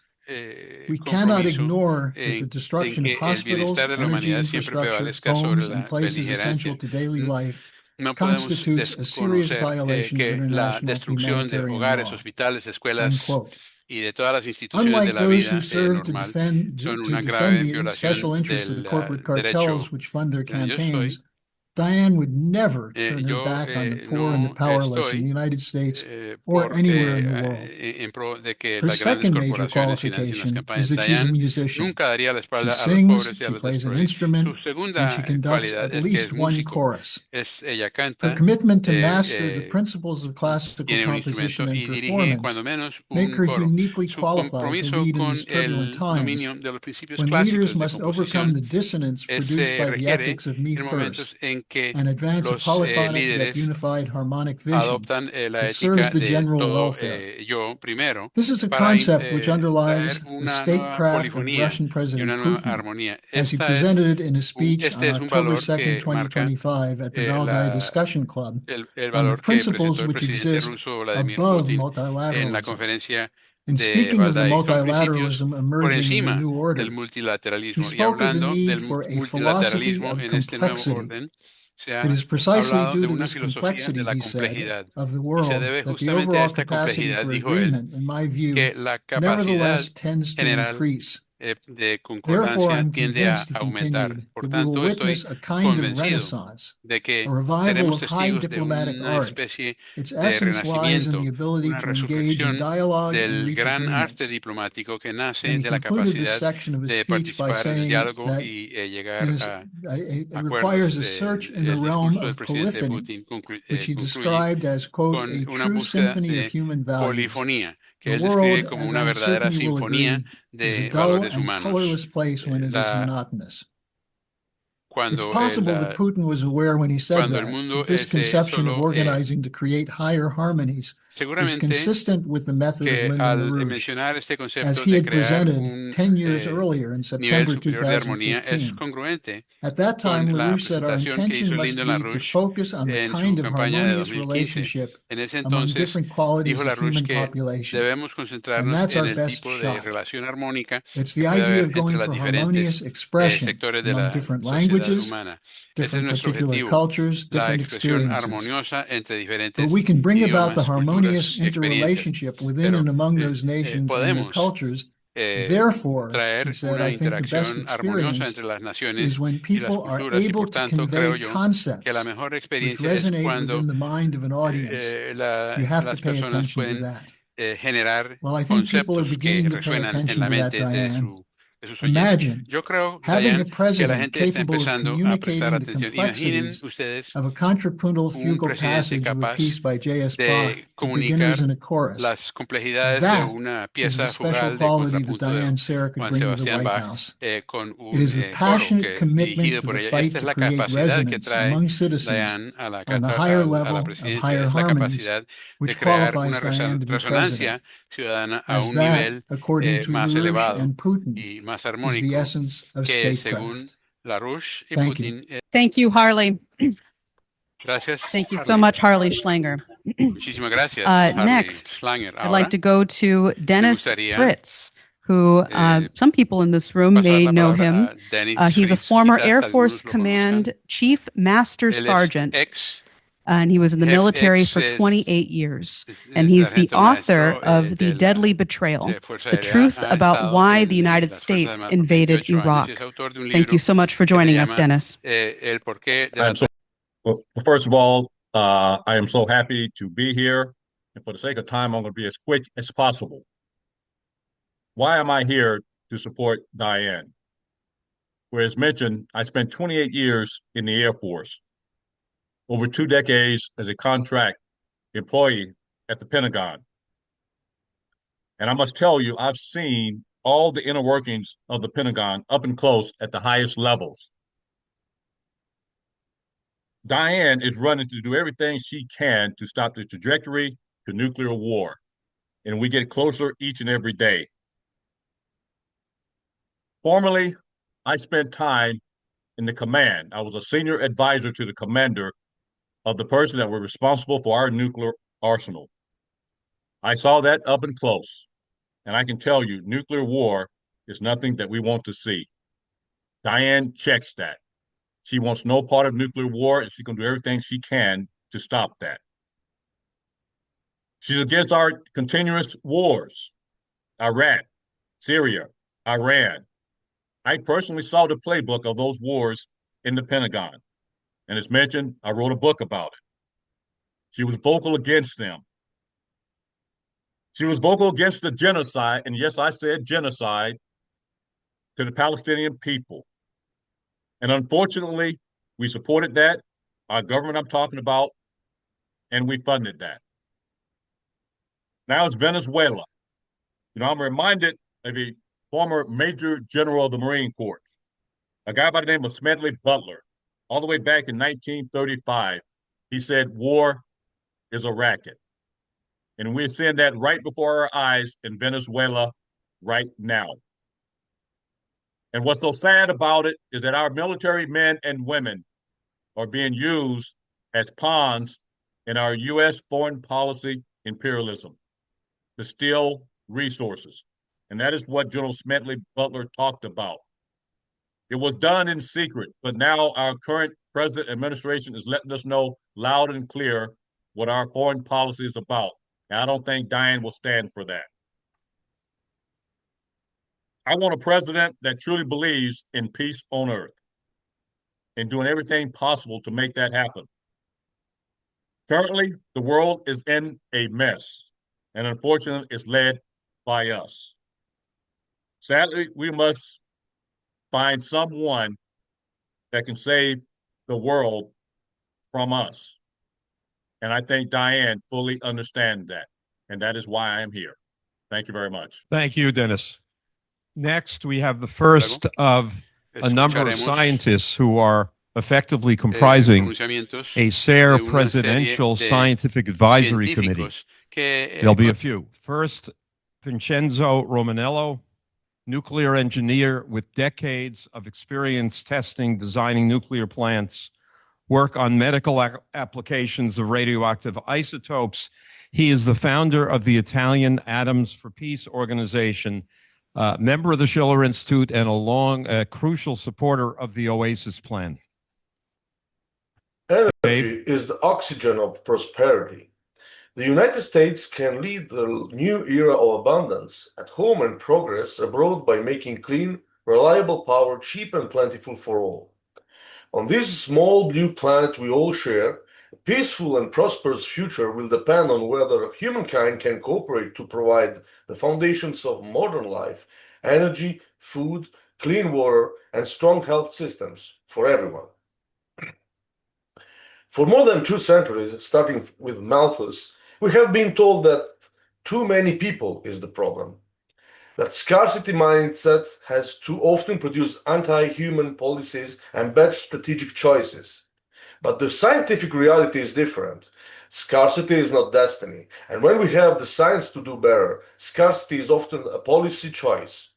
With abundant, high-quality energy, we can grow more food, produce clean water at scale, power hospitals, and raise living standards across the world. A clear example is in LaRouche's Oasis Plan, a large-scale nuclear power desalination water infrastructure to turn deserts into development corridors, especially in regions like the Middle East, where water scarcity has been a driver of instability. The point is straightforward. Energy abundance can convert shortages into growth and growth into peace. Fossil fuels help build modern prosperity, but they are finite and can be polluting. Nature took millions of years to produce them, and we are consuming them over the course of centuries. We can do much better. If we decide to use the best technology we have for a shared, rational goal and stop letting ideology and stand in the way of development. We learned more than 80 years ago how to transform mass into energy with extraordinary efficiency through nuclear reactions, unfortunately beginning with the military applications. Today, civilian nuclear can be the backbone of clean, firm power, reliable day and night in every season and scalable for industrial growth. We should also be honest about fuel and technology choices. Our dominant once-through fuel cycle was not designed to optimize resources. It leaves most of the energy potential unused. Advanced systems, especially fast reactors and modern recycling, can vastly extend resources up to almost 200 times and provide stable, affordable energy for generations.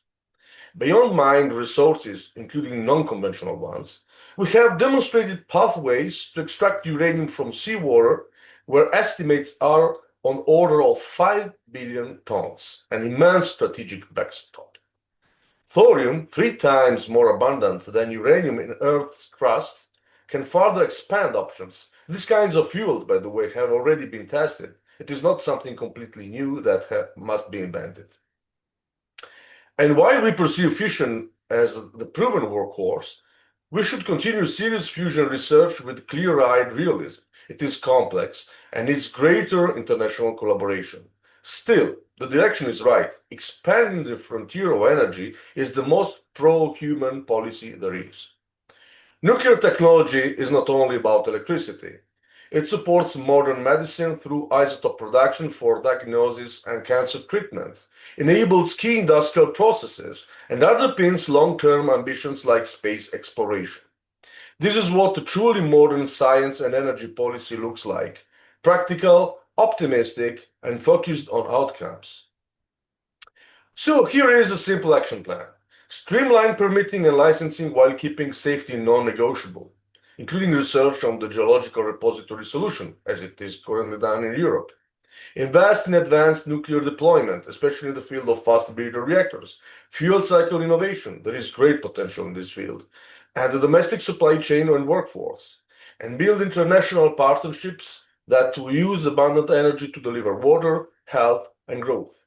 I am sure that if America adopts these points, it will have many supporters worldwide. In closing, if we want durable peace and real development, we must replace geopolitics and scarcity thinking with a higher principle.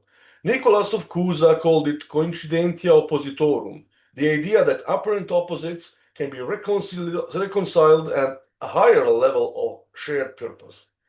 Energy, water, food, and health are not block issues. They are common human necessities. And the Earth's carrying capacity is not a number carved in stone. It changes with technology, infrastructure, and energy. If America chooses abundance through modern nuclear and scientific progress, we can help shape a future where cooperation becomes more powerful than conflict, for a brighter future at home and for the world. Thank you. Thank you, Vincenzo Romanello, for your remarks and for joining the science panel to advise Diane Sare. Next, it is my pleasure to welcome former weapons inspector for the United Nations Special Commission in Iraq, Scott Ritter. Well, thank you very much for the welcome. Diane, thank you for inviting me to come here and talk. When Diane called me up and said, Scott, I really want you to be there, of course the answer was yes. But I told her, Dan, I don't endorse candidates. I can't. One, my endorsement would be the kiss of death.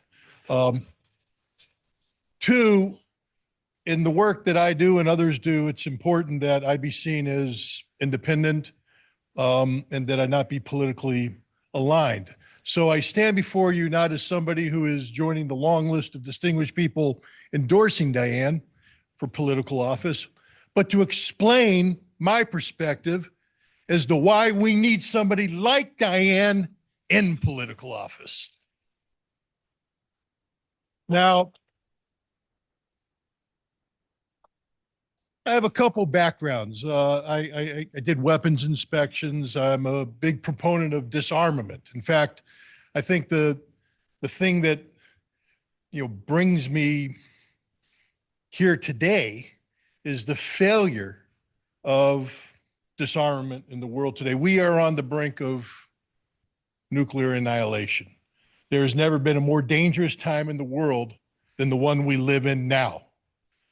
And, it's ironic because if you go back to the Cuban Missile Crisis, in the aftermath of the Cuban Missile Crisis, John F. Kennedy was talking about this, and he said those few days in October were the most dangerous period of time in the history of America, because October 1962, because we almost went to nuclear war.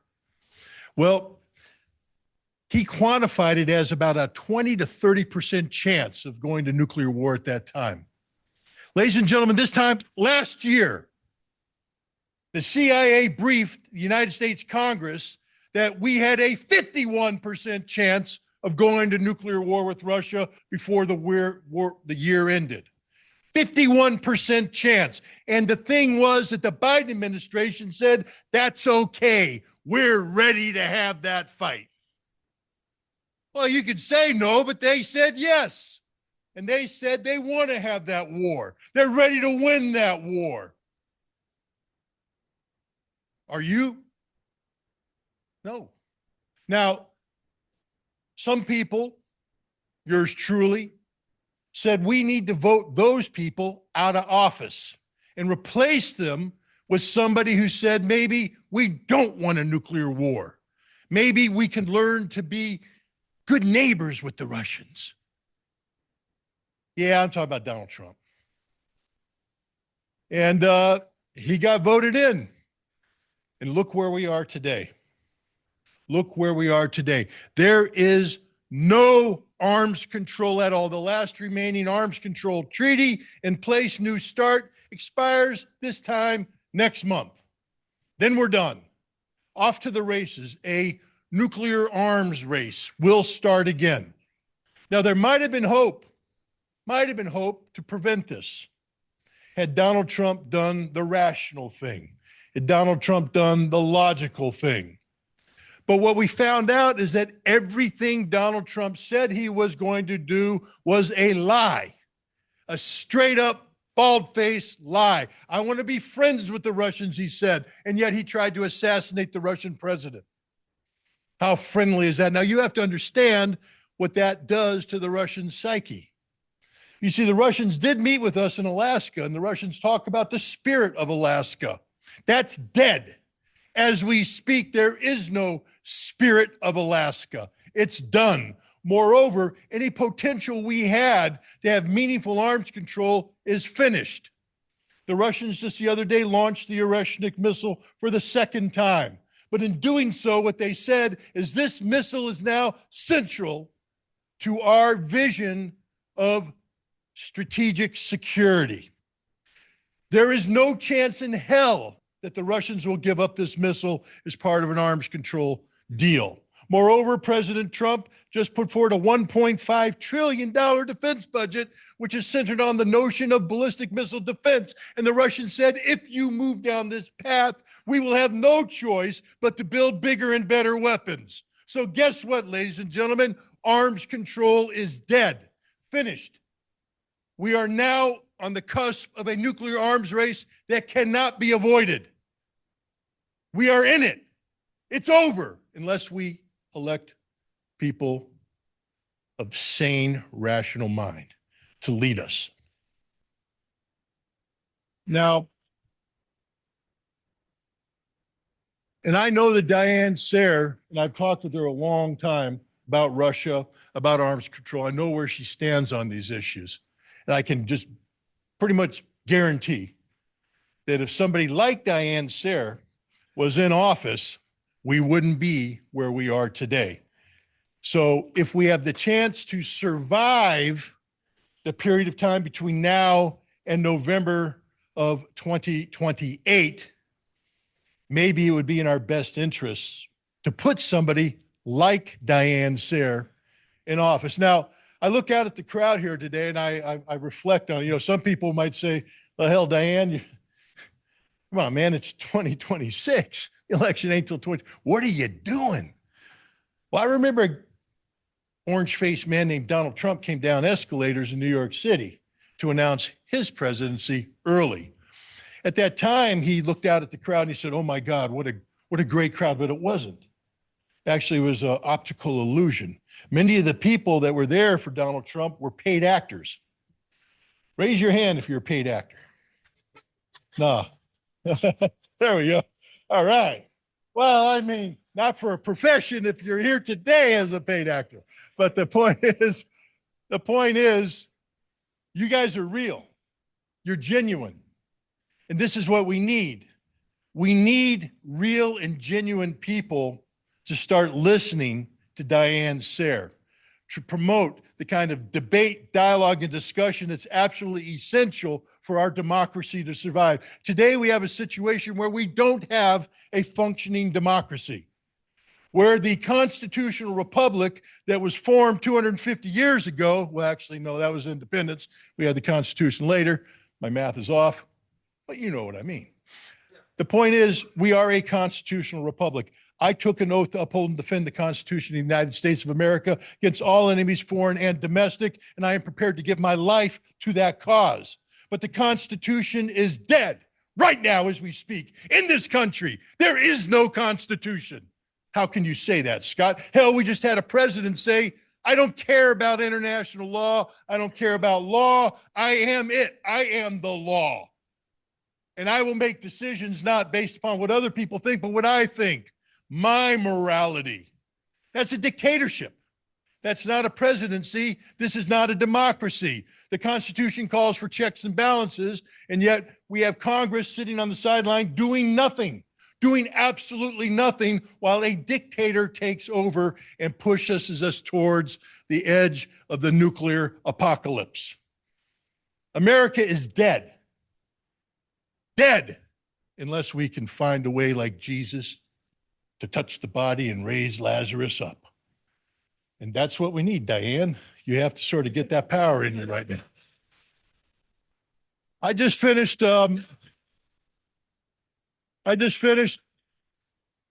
spending 10 days driving across the United States. The reason why was personal. My parents, unfortunately, are at that age where they have to move into an assisted living facility.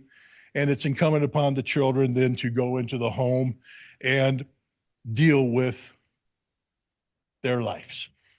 And you pack things up and you put them in boxes, and then you take it and you distribute it to other family members. So I spent 10 days doing that. But it was a chance for me to drive across the country and reflect on things, because you're in the car 9, 10, 12 hours a day. You reflect on a lot of things. Driving through Arizona, I was reflecting on the fact that I was passing through the Navajo Nation.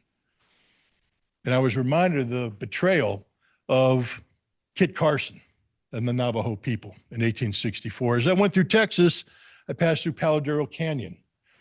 And I was reminded of the betrayal of Colonel Mackenzie of the Comanche people, the slaughter of their horses. I went to Muskogee. I am an Okie from Muskogee, they was singing. And I went to the Cherokee Nation's Trail of Tears Museum, and I saw the betrayal of them. As I went through Memphis, Tennessee, I reflected on the assassination of Martin Luther King. And as I drove through the South and up through Virginia, the battlefields of the Civil War. Our nation was not perfect. Our nation has never been perfect. We've always struggled to become a more perfect union. And that Civil War was supposed to be a battle of what we stand for as a nation. We have no Constitution today. We have no nation today. So the question is, what do patriots do? Thomas Jefferson said that the tree of liberty must be washed every few generations with the blood of patriots and tyrants. I'm not asking for that, ladies and gentlemen. Fact is, I would not encourage that at all. But we must fight. We must struggle. This is it. A battle of life and death is being waged today. We must defend the Constitution. To defend the Constitution, we need people who believe in the Constitution, who understand the Constitution, and believe in the principles that define who we are and what we are as an American. We need people like Diane Sare to be in the office of the presidency if we want to save this constitutional republic. Thank you very much. Thank you, Scott Ritter.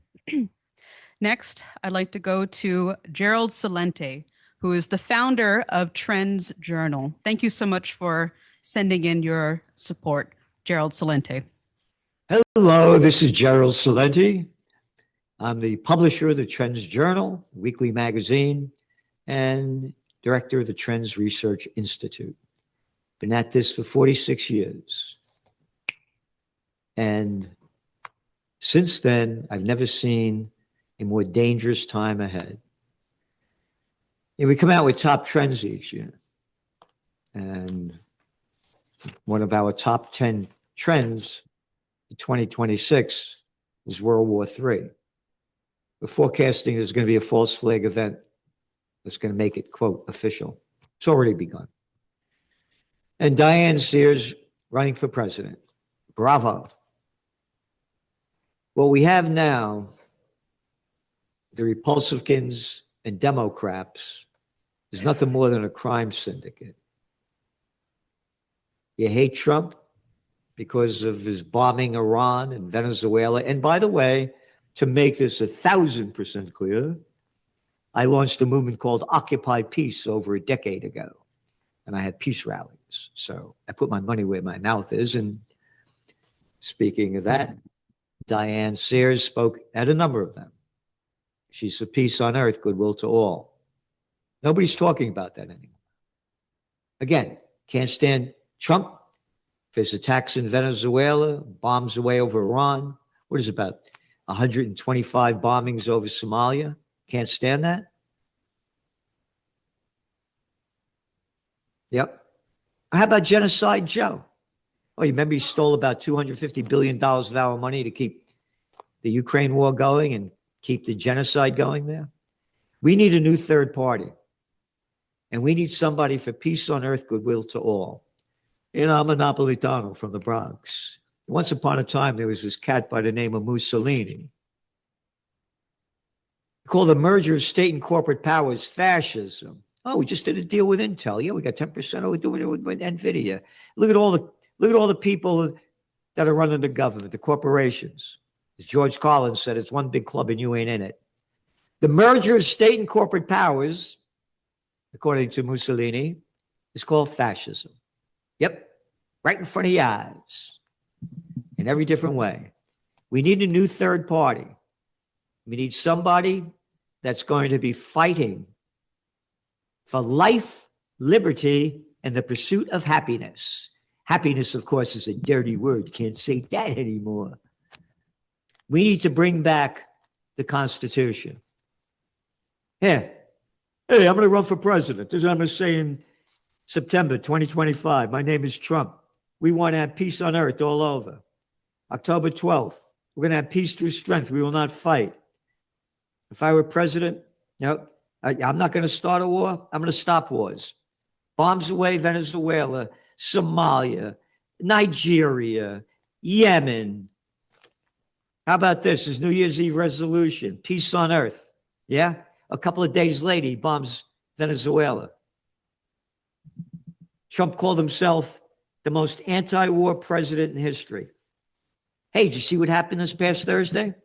Defense stocks surged after Trump calls for $1.5 trillion military budget. You know, in the Bronx, we used to say, BS has its own sound.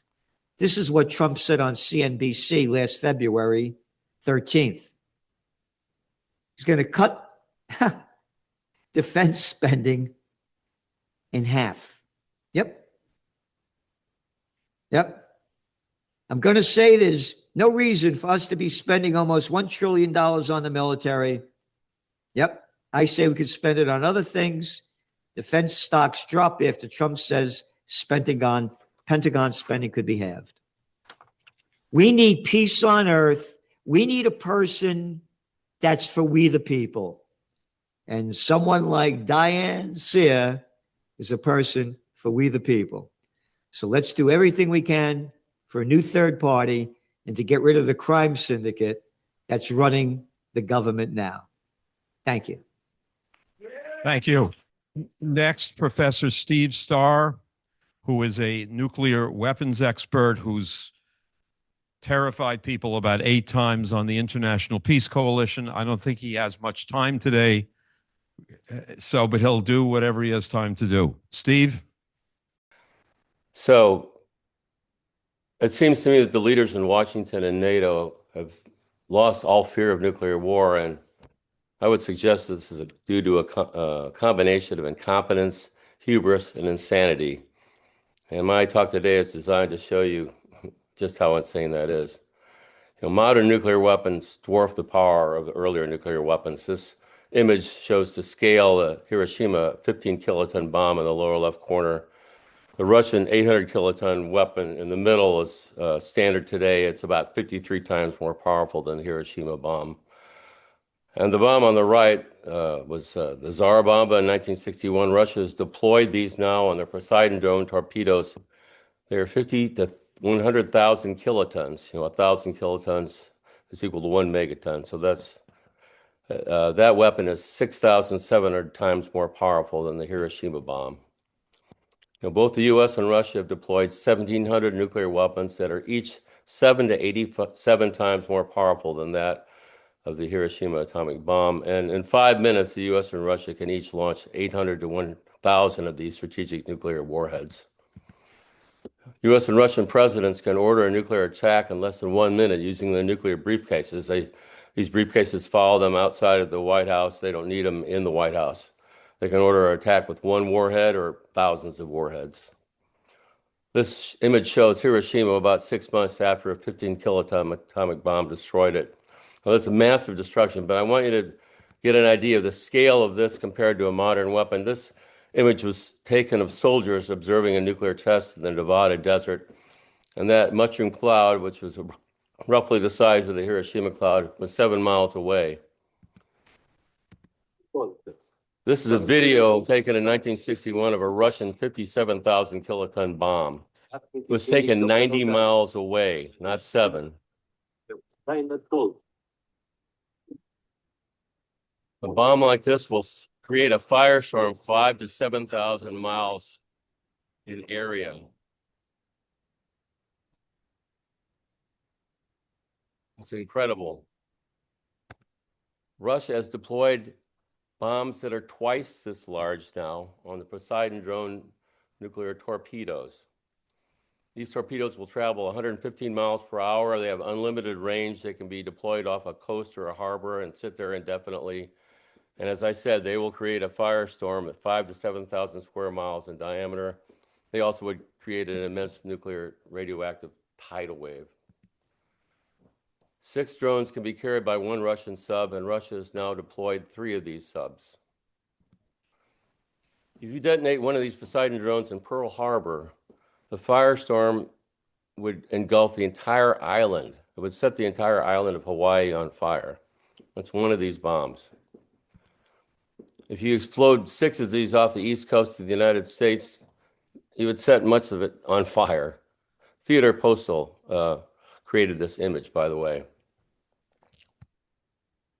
Russia has lots of other weapons that we don't have. They have hypersonic missiles, and they travel. The Zircon hypersonic travels at 7,000 miles per hour, which is 2 miles per second.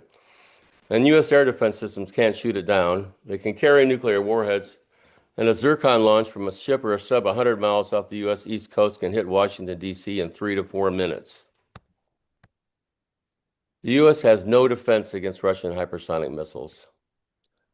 There's a new Satan II Sarmat ICBM, or intercontinental ballistic missile. It will carry 16 of these avant-garde warheads that travel 4 miles per second.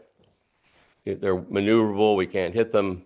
And the Satan can come over the South Pole where we have no early warning radar that's trained in that direction. So an attack would be out of the blue. We wouldn't even know it was coming.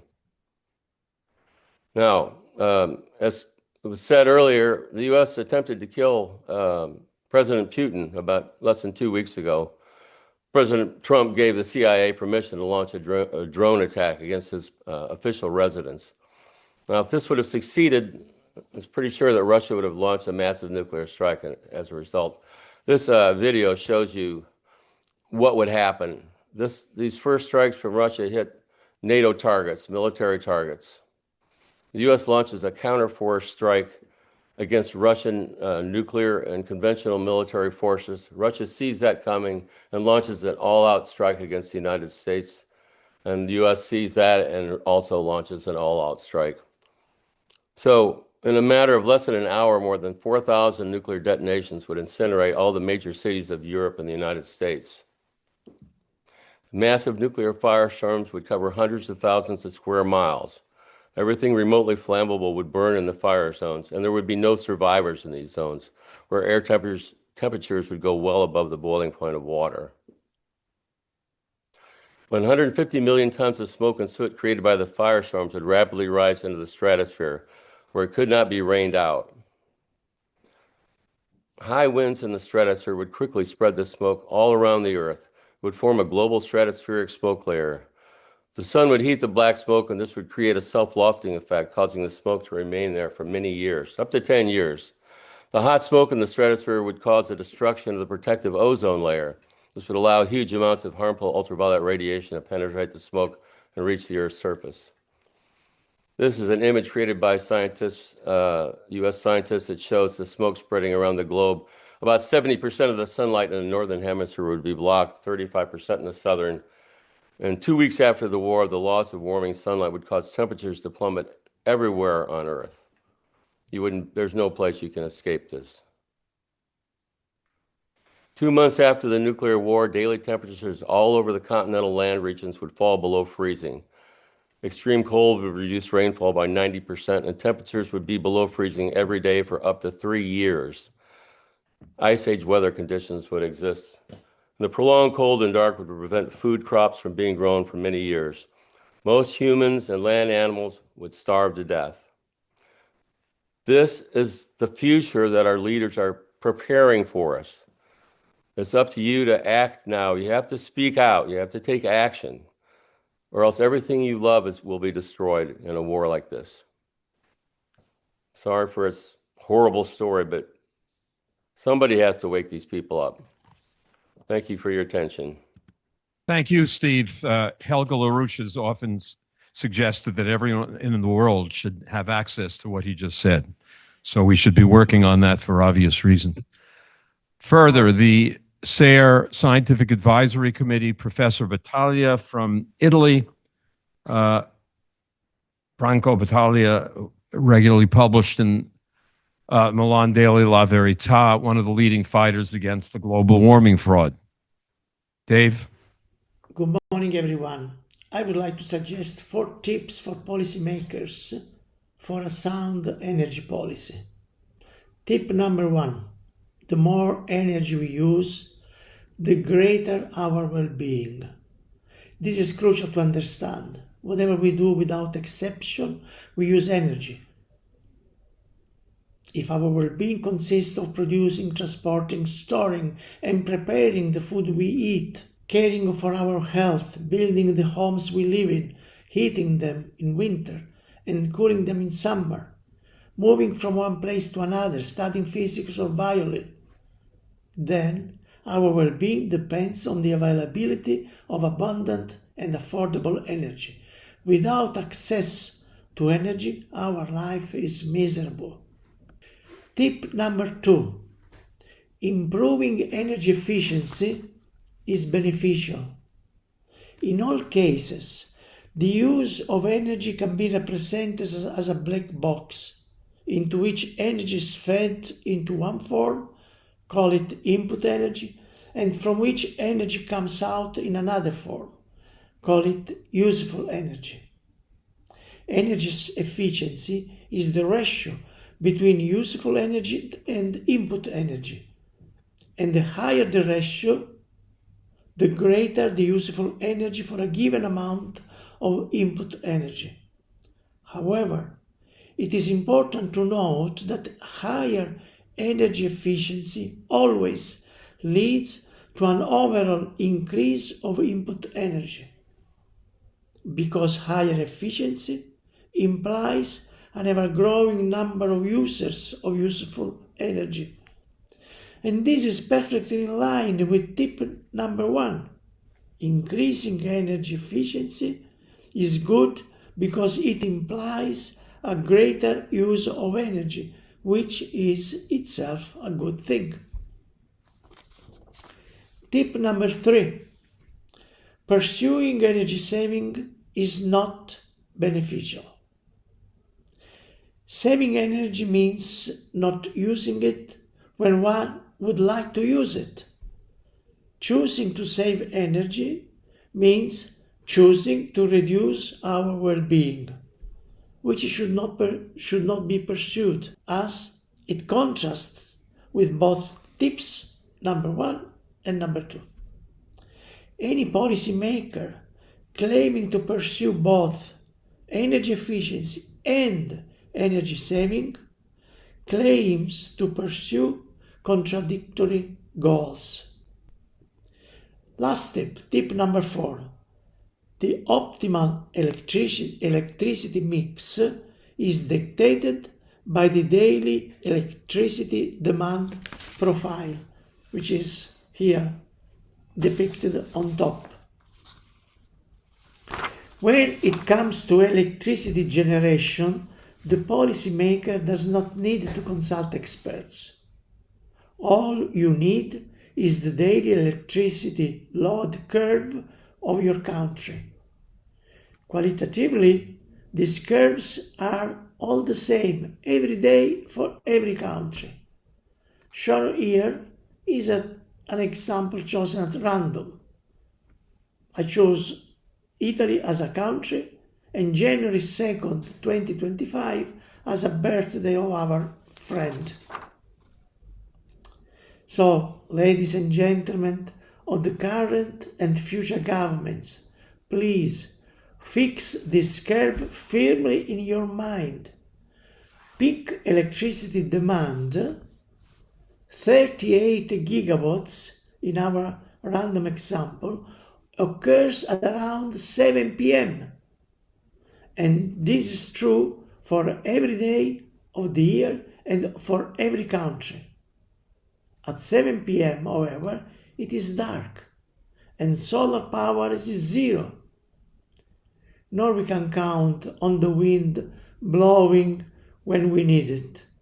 Indeed, at 7 p.m. on January 2nd, 2025, in Italy, solar production was zero, and wind production was just 4 gigawatts out of 38 gigawatts the country needed. In short, only conventional plants satisfy peak demand. Oil, coal, gas, nuclear, and hydroelectric plants. Whatever mix among these is chosen to meet peak demand, such plants, of course, will be able to meet all lower demand levels as well, making additional plants unnecessary. So, wind and solar plants are not needed at all. Thank you, Dr. Battaglia. Now, a final person on Diane's emerging scientific advisory panel, John Shanahan, civil engineer for 50 years, president of Go Nuclear, Inc., and editor of the huge website allaboutenergy.net. Anyway, I'm John Shanahan, a retired civil engineer in Denver, Colorado. I've followed the Lyndon LaRouche Schiller Institute, the leaders of those organizations, and Diane Sare for over 25 years. And I fully support her campaign because I think she is uniquely qualified to do the job better than most of the candidates we've had for the last 200 years.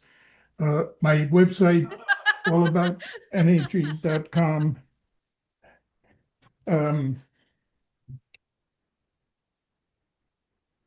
has worked with experts who actually have hand-on experience in the energy industries, as opposed to people that advocate and come up with imaginary solutions. Anyway, I'm here to support Diane. Our website provides a lot of expertise, and I thank you very much for the opportunity to say hello. Bye.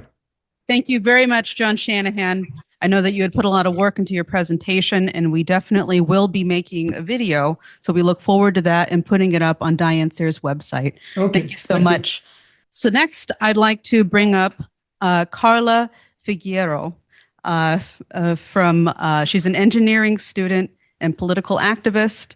We recently became good friends at the Paris conference, which was just a couple months ago. A number of young people from all over the world joined in Paris, France. Come up this way, Carla. Good evening, everyone. It's very nice to be invited to speak. Diane asked me to come here personally. Okay, am I at the right? Very pleased to be here. I'm sorry. The Bering Strait tunnel concept and the renewed interest in its development is proof of our shared desire for international collaboration and, our shared desire to view development as an integral facet of abundance and collaboration. These ideas, infrastructure ideas like these, are needed in a time where Hobbesian ideals of domination and control are still permeate our culture. Just imagine the lives that we could affect in a positive way if we saw development, corridors, infrastructure, and commerce flowing all the way through the southern tip of America into China, and the amount of trade and the amount of jobs that we can send back and forth between all of the countries and all of the people and all of the communities that are living in between these areas. Intercontinental infrastructure is not just a dream. The technical details may be daunting, but human ingenuity and science has always alchemized the impossible into reality.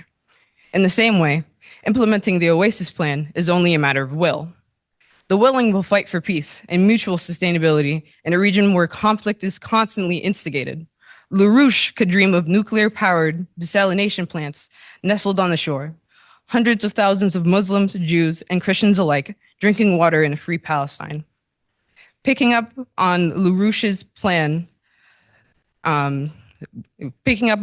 original Oasis plan has been 50 years in the making. And the technology that he listed in his plan has only been iterated on and has only found leaps and bounds into the future in terms of energy. Nuclear, he imagined the desalination plants being powered by nuclear energy. And just in America, we hold enough nuclear waste to power the entire country for the next 100 years, just in nuclear waste that we're not reusing, reinvesting into nuclear energy plants that we already see are countries in the European Union and Japan being able to do without the amount of resources that America just refuses to take the time to develop. And we could use these abilities for development in not just for ourselves, but for all of these areas that we continually destabilize because of our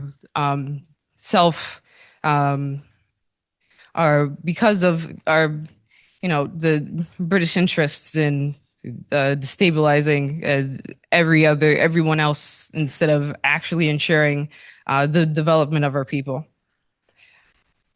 I say this to mention Nuno Loureiro, who was an award-winning MIT physicist studying plasma phenomena at MIT and understanding the applications of plasma physics, both in space as we see on the sun, and how they could be used in lab settings like the Tomahawk fusion energy sites that are not only being developed in collaboration in European countries, but also independently in China. We can begin to dream of a world where we can harness energy without the need for waste, without the need for expenditures, without worrying about whether our natural energy resources will soon run out. But now we can begin to dream of a world where we can continue to generate energy and to support our populations in the same way that I grew up on believing in. I grew up understanding that America was a country where we could continue to make these leaps and bounds in science, and I can stake my education and I will stake my life on being able to continue the scientific development for the case of humanity. It is not just our right to develop, but it is also our shared duty to nurture the development of all peoples in every country. And I genuinely believe that if it was not for the Schiller Institute and if it was not for a voice like Diane Sare, that we would not be able to have a platform to ensure these kinds of developments can spearhead the next 10, 50 years into the future. I mean, I'm only 22 years old, and I can imagine no one would have thought that their wristwatches could allow them to talk to their nieces and nephews in different countries. Just imagine what the next 20 years could look like when I'm 40, when I'm graying. I mean, no, I don't mean to say everyone's graying, but that's sorry.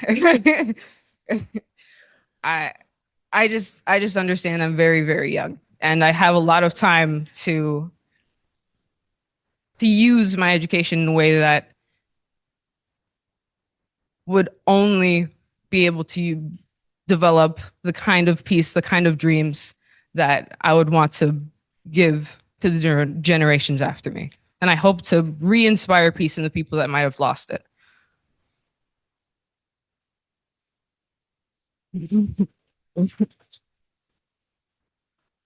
Thank you. Well, perhaps you will have a position, Carla. Carla, perhaps you'll join the scientific advisory committee of Diane and lead and catalyze the youth section of Diane's campaign. Garland. So, pleasure to introduce Garland Nixon, the veteran progressive radio and TV show host, the exceptional political analyst. He just spent an hour interviewing Diane on your program. Take it away.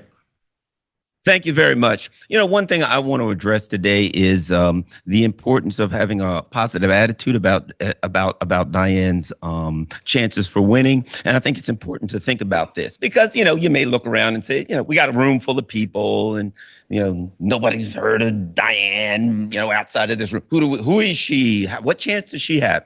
So I'll tell you a little story. You know, being around DC, I get a lot of insider stories. I used to be up on Capitol Hill. I still know a lot of people who, you know, have, you know, a lot of information about different things that have happened. I was at Fox News. I heard all this good stuff about insider stuff. So I'll tell you an insider story. But first I got to say this, and this is an important part of it. And that is, you know, a lot of people that know me know Paul Robeson Jr. He was my political mentor for years, and I learned so much from him. And one of the things he used to always say about, you know, activism is it's not even what you say, it's when you say it. That when people, you can say the same thing over and over and over, but when the time is right and when people are ready to hear it, everybody will listen. And sometimes it's just a matter of the situation isn't right. You know, sometimes people are too comfortable. They feel safe. And you're telling them, you know, hey, things are kind of dangerous here. There's problems. You know, the people in charge are not listening to you and they don't represent you, but they're kind of comfortable and they don't hear it. And I think that now is the time that people are ready to hear it. And let me just give you a little insider story. I used to say I'm a recovering Democrat. Now I'm a fully recovered Democrat. You know the saying, I'm sick and tired of being sick and tired, all that stuff. Anyway, so in 2016, I had a person that I knew, they were with the, what's it called? The Progressive Democrats of America, right? They really mean well. But they said, you know, Hillary's running and, you know, their big thing was Medicare for all. And they said, you know, we want to do something. We know Hillary's probably going to win, but we want to do something for Medicare for all. They said, we're going to go and talk to Bernie Sanders.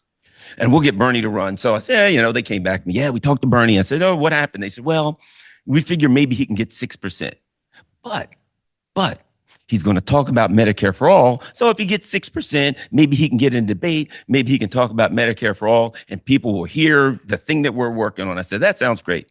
So Bernie said, I don't want to, you know, they had to really twist his arm for a while. But finally, Bernie said, okay, you know, we know Bernie ultimately ended up, he was part of the machine. But for the purposes of this discussion, it's very important. Because what happened was Bernie went out and started saying Medicare for all and other things. This was post-2008. This was post-Obamacare.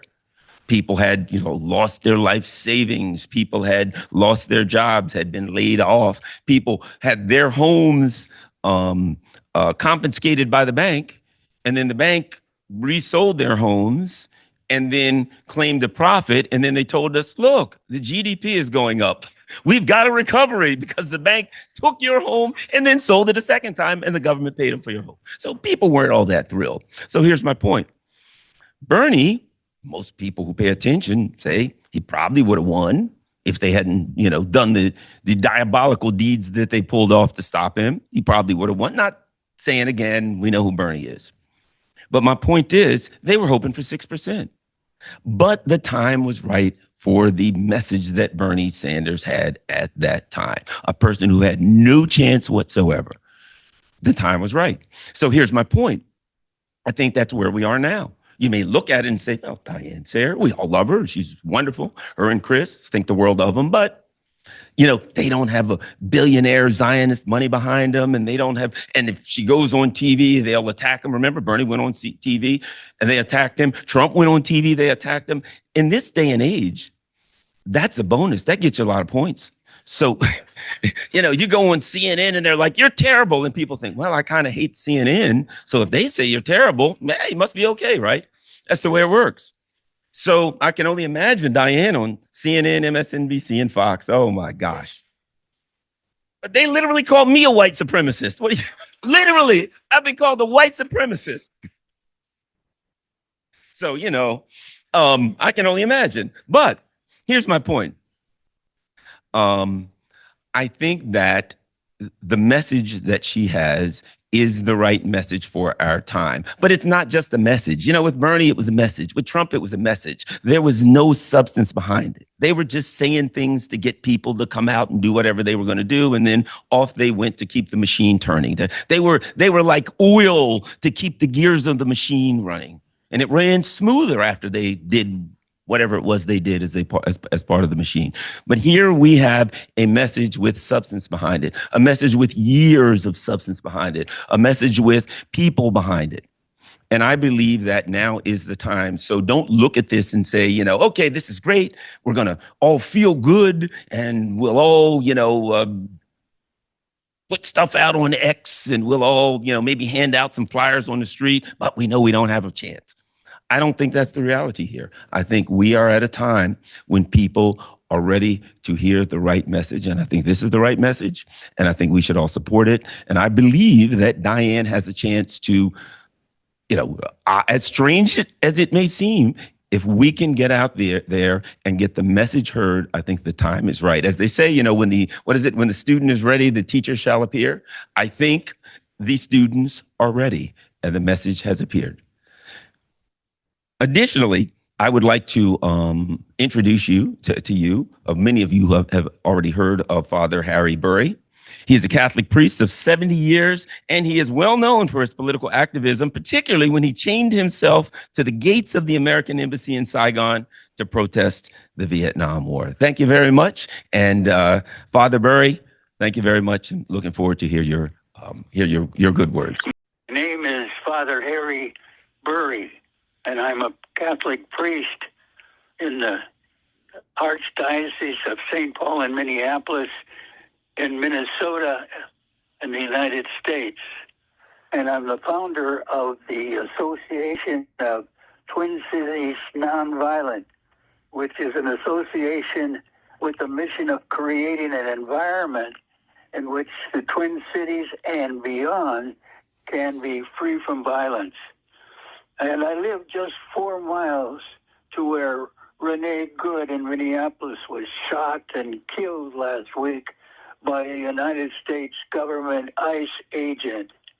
It assumes that violent punishment will end wrongdoing and result in peace. History teaches us, however, that violence to end violence has not resulted in lasting peace. Jesus taught and lived that to be at peace, we need to, quote, love our enemies and do good to those who hate us.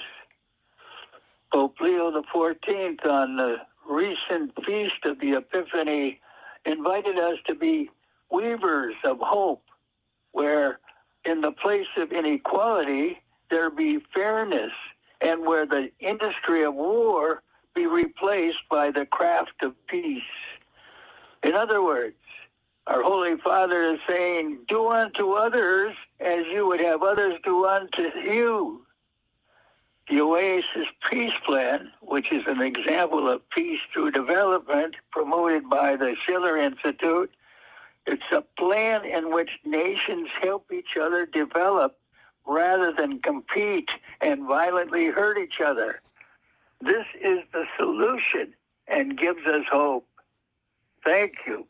Thank you, Father Bury, and to many more years of your fighting for truth and justice.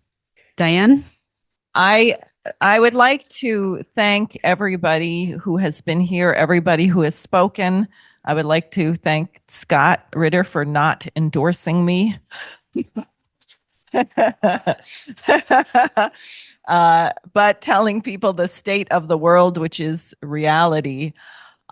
We have a few minutes, and I know people want to say things, but I also want people to be able to talk to each other, and I really want to put you to work. So I hope you will forgive me for exerting my authority in this meeting.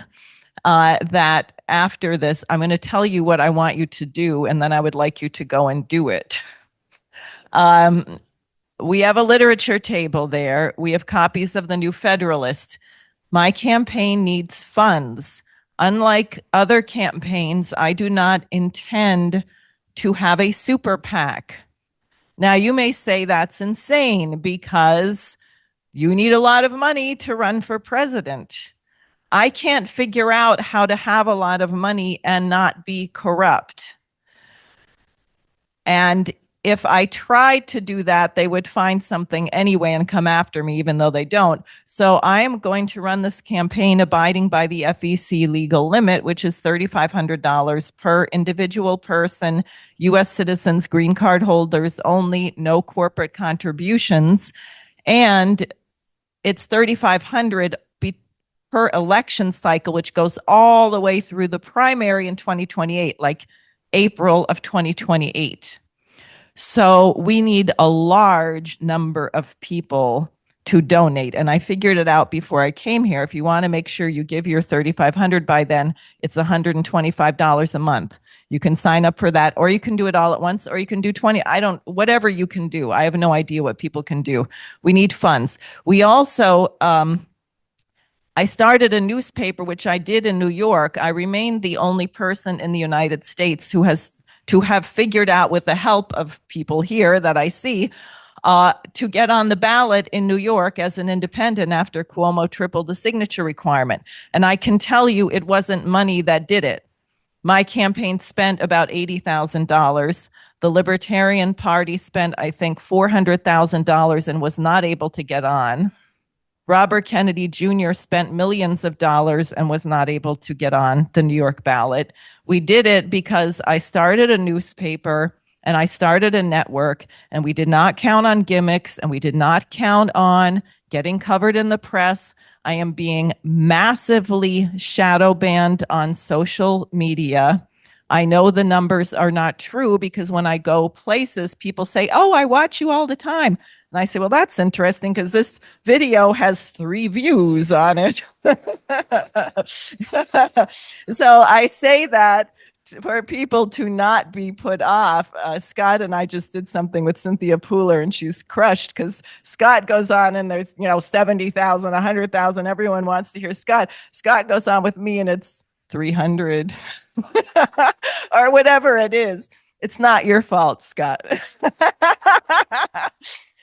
So don't look for that. Don't look for that. Have faith. We have to organize. We have to do the hard work of talking to our neighbors. We saw what happened in New York City, frankly, with the Mamdani campaign.